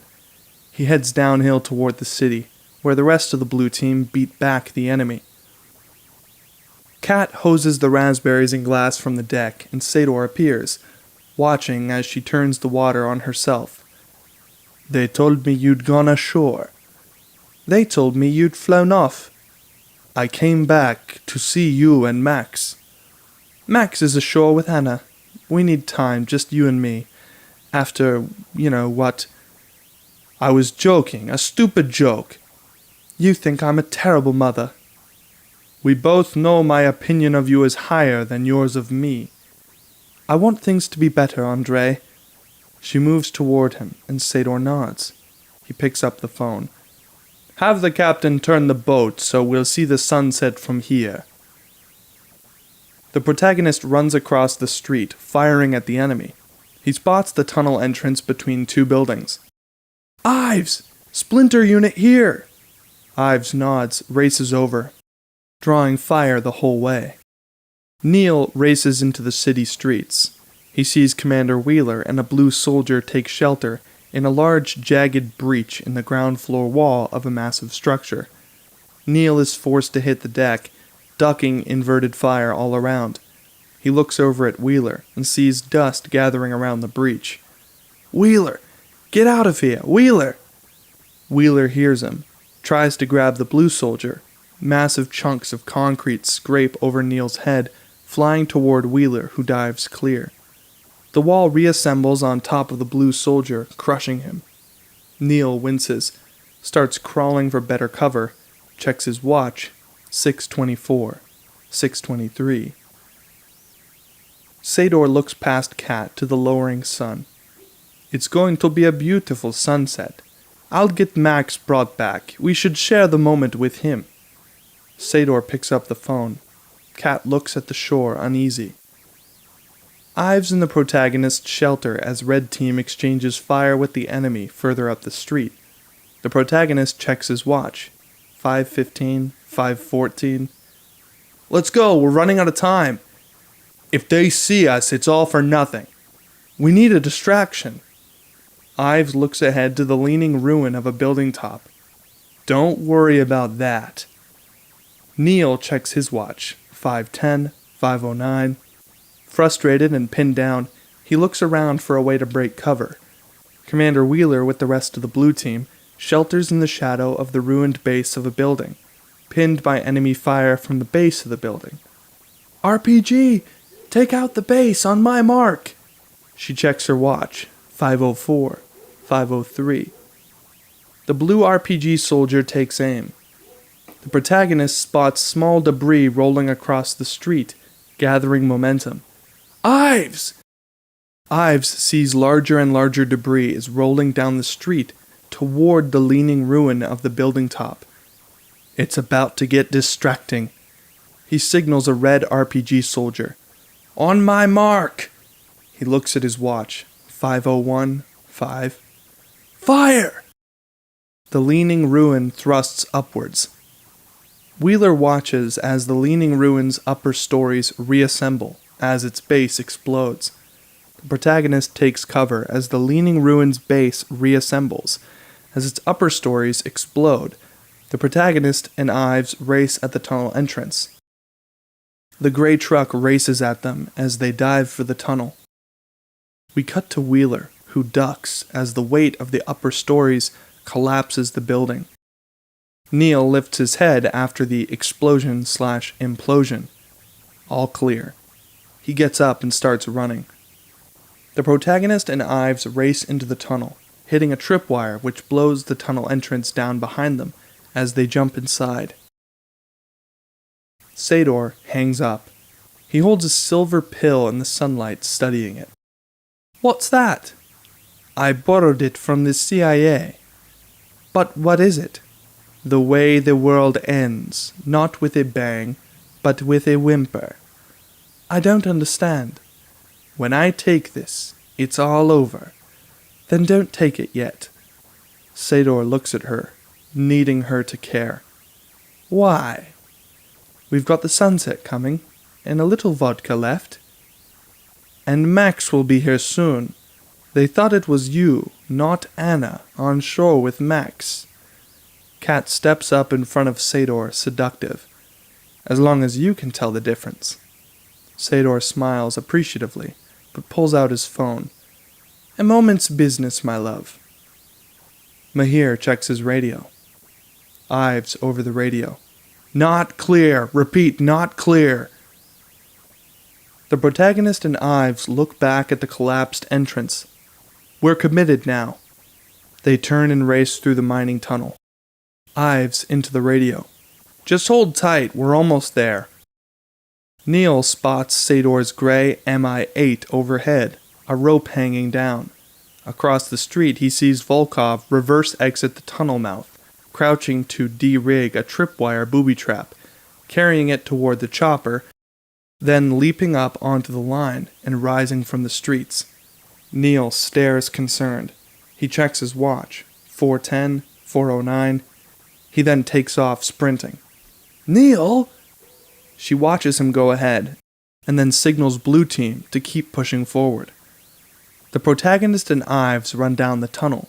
They slow as they see a body, blue armband, lying on the ground on the opposite side of a set of bars at the end of the tunnel. They can see into the hypocenter, the giant atomic-hewn cavern, daylight above, capsule on the rock floor next to the mouth of a borehole. The protagonist checks his watch. 4:06, 4:05. Ives checks the electronic lock. We don't have anything big enough to blow this. Try him. The protagonist reaches through the bars and checks the body. Freezes. Attached to a zip, a talisman. A coin with a hole, hanging from a small length of orange and yellow string. The protagonist looks at it, quizzical, and rises. Nothing. Can you pick it? Off-screen we hear Sador's voice. I hope not. I paid a lot for that lock. Wham! Ives goes down, shot by Volkov, bullets sparking off his helmet. On the other side of the bars, gun pointed at the protagonist. Field radio held out. Sador's voice echoed through the tunnel. How do you like where my journey began and yours ends? Volkov takes the protagonist's gun and forces him to push Ives's gun through the bars. A little radioactive for my taste. Volkov drops the gun into the water and places the radio by the bars. Sador steps away from Kat as he speaks quietly into the phone. My fate was always bound up with radiation. We'd work where no one else would. We made a devil's bargain. Money for time. We sold our futures. Kat looks at Mahir's boat. Nothing. She looks to the shore. Far in the distance, she can see the tender approaching. The protagonist looks at Volkov, at the bars between him and the capsule. Now you're making the same mistake for the entire world. It wasn't a mistake. I made the bargain I could. What was yours? You fight for a cause you barely understand, with people you trust so little you've told them nothing about what you're doing. When I die, the world dies with me, and your knowledge dies with you, buried in a tomb like an anonymous Egyptian builder, sealed in the pyramid to keep his secret. Neil comes into the turnstile room. He watches enemy troops enter and exit the machine, inverting to join the battle. He waits for his chance. The room is empty. He sees himself through the proving window and runs at the machine. Sador keeps speaking into his phone. Your faith is blind. You're a fanatic. The protagonist into the phone. What's more fanatical than trying to destroy the world? Kat moves towards Sador, but he raises a finger. I'm not. I'm creating a new one. Somewhere, sometime, a man in a crystalline tower throws a switch, and Armageddon is both triggered and avoided. Entropy inverts the same way the magnetic poles have switched 183 times over the millennia. Now time itself switches direction. Sador looks out at the lowering sun. The same sunshine we've basked in will warm the faces of our descendants generations from now. Kat looks at Mahir's boat. Nothing. She looks to shore, watching the tender approaching. The protagonist looks at his watch. 2:12, 2:11. How can they want to destroy us? Because their oceans rose and their rivers ran dry. Don't you see?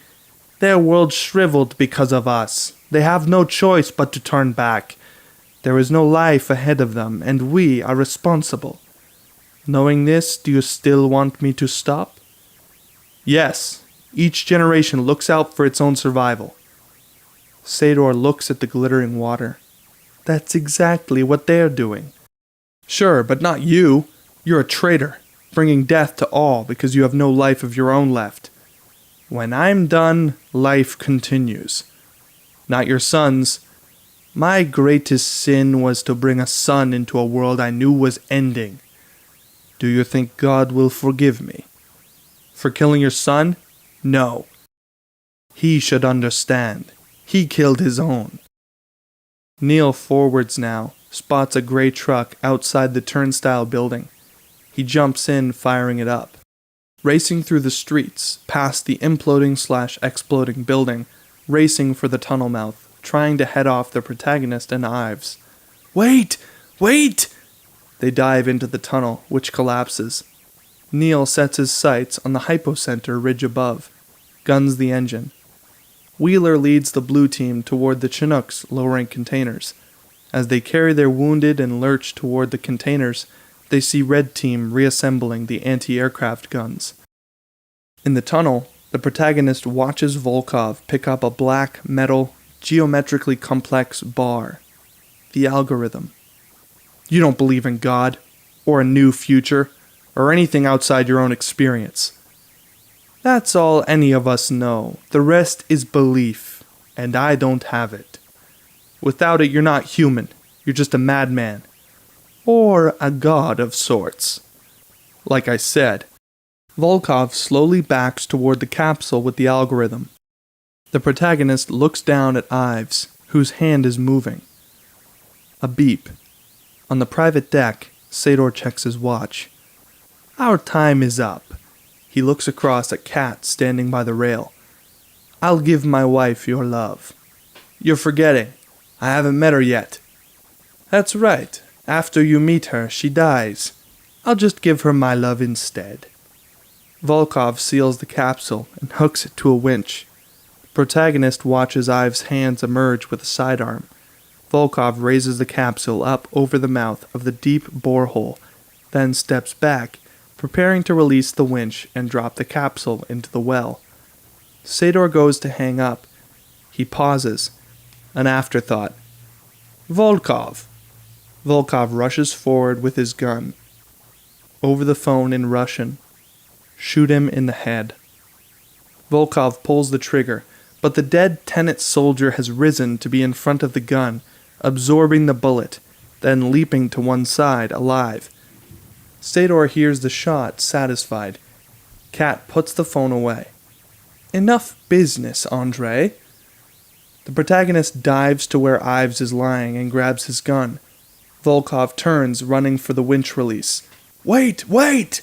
He fires at Volkov, who goes down just short of the winch.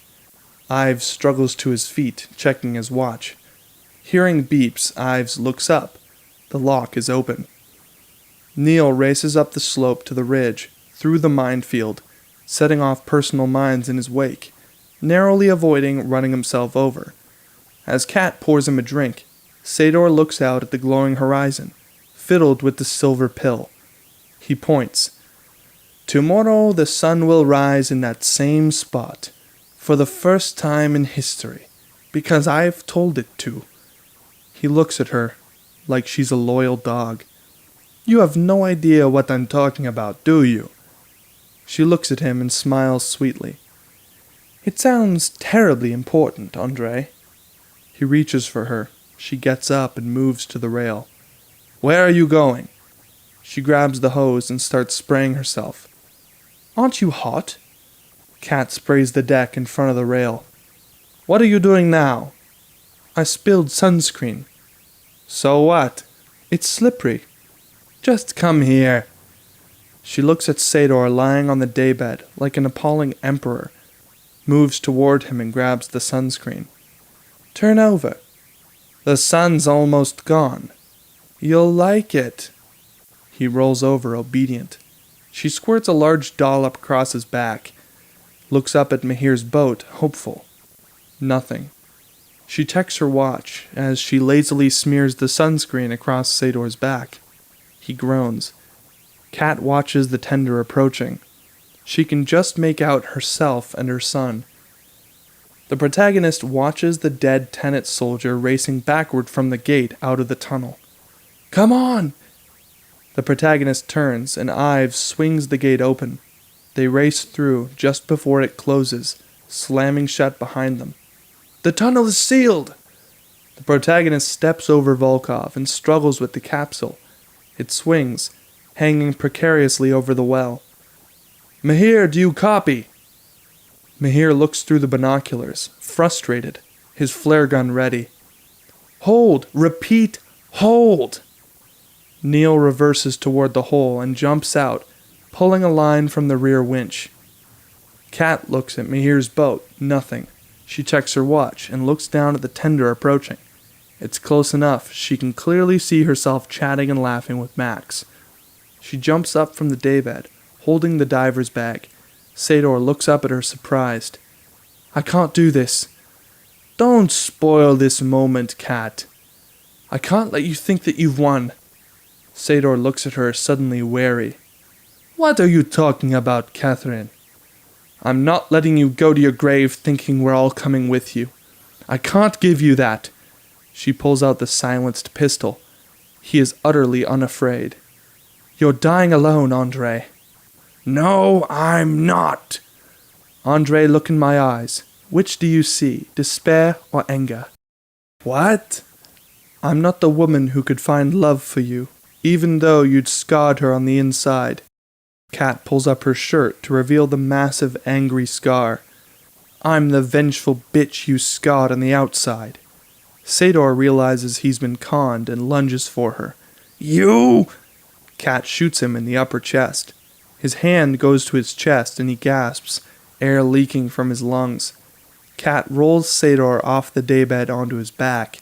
He gurgles. She grabs his leg and slides him at the gap below the rail. Sador shoots off the deck, tumbling down to the sea.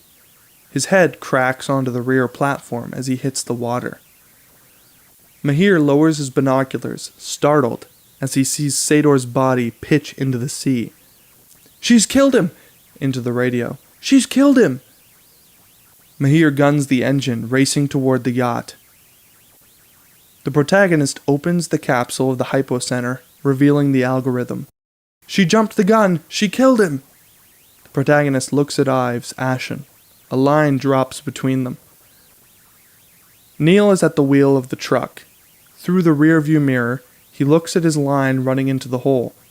Through the windshield, he watches red and blue soldiers finish loading and lift off.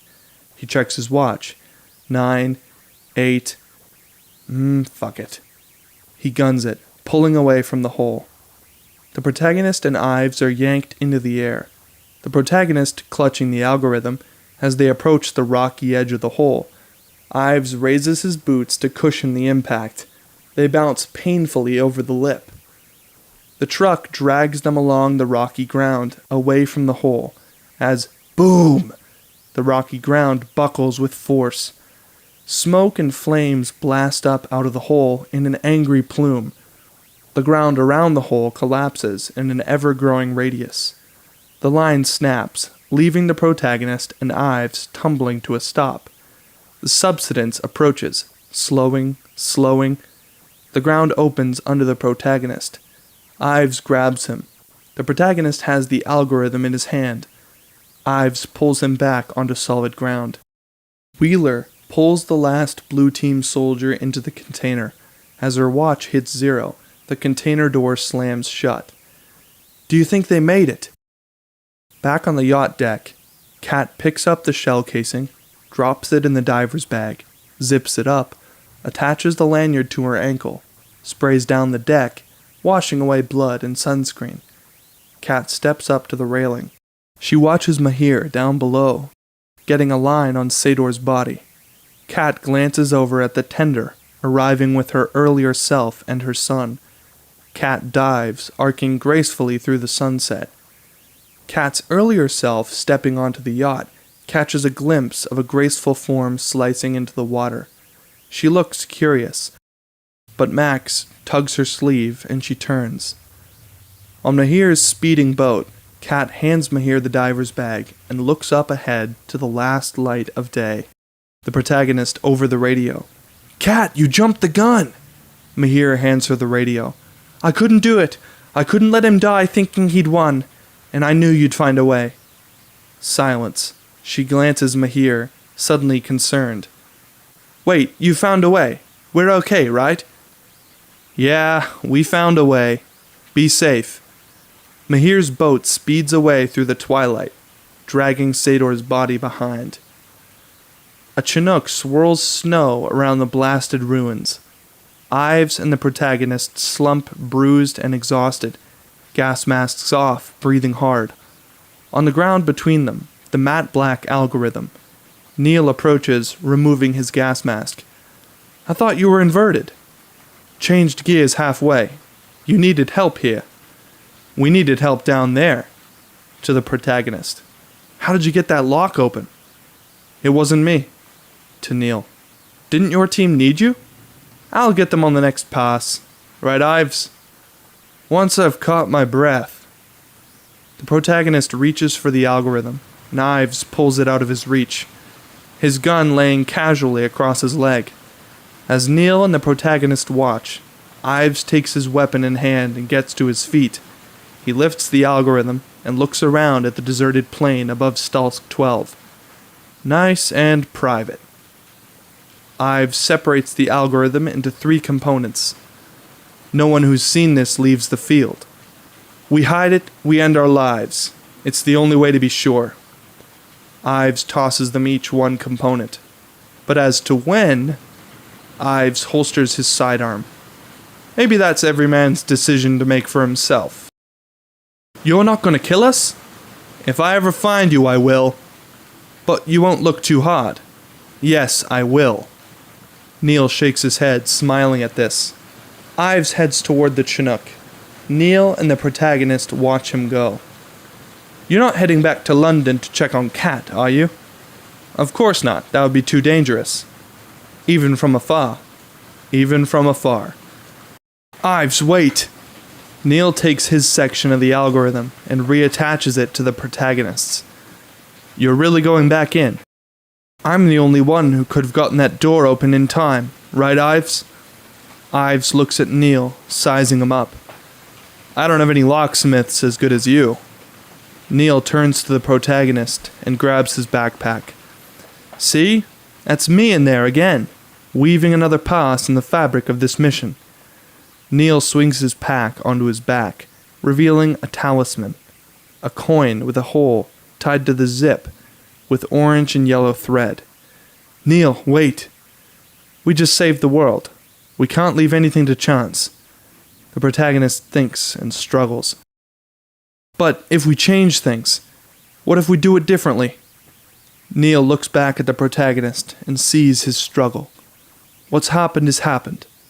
He smiles, which is an expression of faith in the mechanics of the world, not an excuse to do nothing. Fate? Call it what you want. What do you call it? Reality. Now let me go. The protagonist lets him walk, tears welling up. He calls out, "Hey!" Neil turns. "You never did tell me who recruited you." Neil smiles. "Haven't you guessed by now? You did. Just not when you thought. You have a future in the past. Years ago for me. Years from now for you." "You've known me for years." Neil nods. "For me, I think this is the end of a beautiful friendship. But for me, it's just the beginning. We get up to some stuff. You're gonna love it. You'll see. This whole operation is a temporal pincer." "Whose?" "Yours. You're only halfway there. I'll see you at the beginning, friend." Neil turns and follows Ives to board the Chinook. The protagonist watches him go. "We're the people saving the world from what might have been." The protagonist looks down at the algorithm in his hand. The world will never know what could have happened. He pulls up his collar and walks into the snow. We cut to London in the afternoon. Kat is walking up the road to the school gates. We hear Neil's voice, and even if they did, they wouldn't care. She feels something wrong. Looking across the road, she sees a car with tinted windows shadowing her, because no one cares about the bomb that didn't go off. She gets out the dummy phone the protagonist had given her. Just the one that did. Priya is in the front passenger seat of the car. The driver next to her has a gun and silencer sitting on his knee. "Do it before the boy comes out." The rear door opens. A dull thud. The driver is shot by a silenced pistol. "That's your idea of mercy?" Priya turns. The protagonist has a gun to the back of her seat. "You gave me your word. And I told you what it would be worth. Here, today. How did you know?" He holds up a dumb phone and plays a voicemail. Kat via recording. "Cannon Place, 3 o'clock. It's..." Posterity. Kat hits send and speaks into the phone. "Cannon Place, 3 o'clock. It's probably nothing." The protagonist watches Kat. "I told you, you'd have to start looking differently at the world." "I have to tie up the loose ends." "That was never your job." "Then whose is it?" The protagonist brings his focus back to Priya. "Mine. I realize I wasn't working for you. We've both been working for me. I'm the protagonist." "Then you'd better tie up those loose ends." He shoots her through the back seat and she slumps forward. Mission accomplished. The protagonist looks across the road. The kids stream out. Kat sees Max coming, takes one last look at the dark car. Neil's voice off-screen comes back. "But it's the bomb that didn't go off." Kat shakes her head, smiling at her own folly, and looks at the phone like it's silly. The danger that no one knew was real. She tosses the phone carelessly into her bag. That's the bomb with the real power to change the world. The protagonist catches Kat and Max walk away. Max offers Kat his hand, and we fade out. Hey everyone, thanks for watching. If you made it all the way to the end, congratulations, you are in the top 1% of my viewers. If you haven't already, leave a comment below with what you would like the next movie reading to be, and please just comment and let me know that you listened to the entire thing. I read all the comments on the channel, good and bad, so leave feedback if that's your thing. And I'll see you in the next movie reading.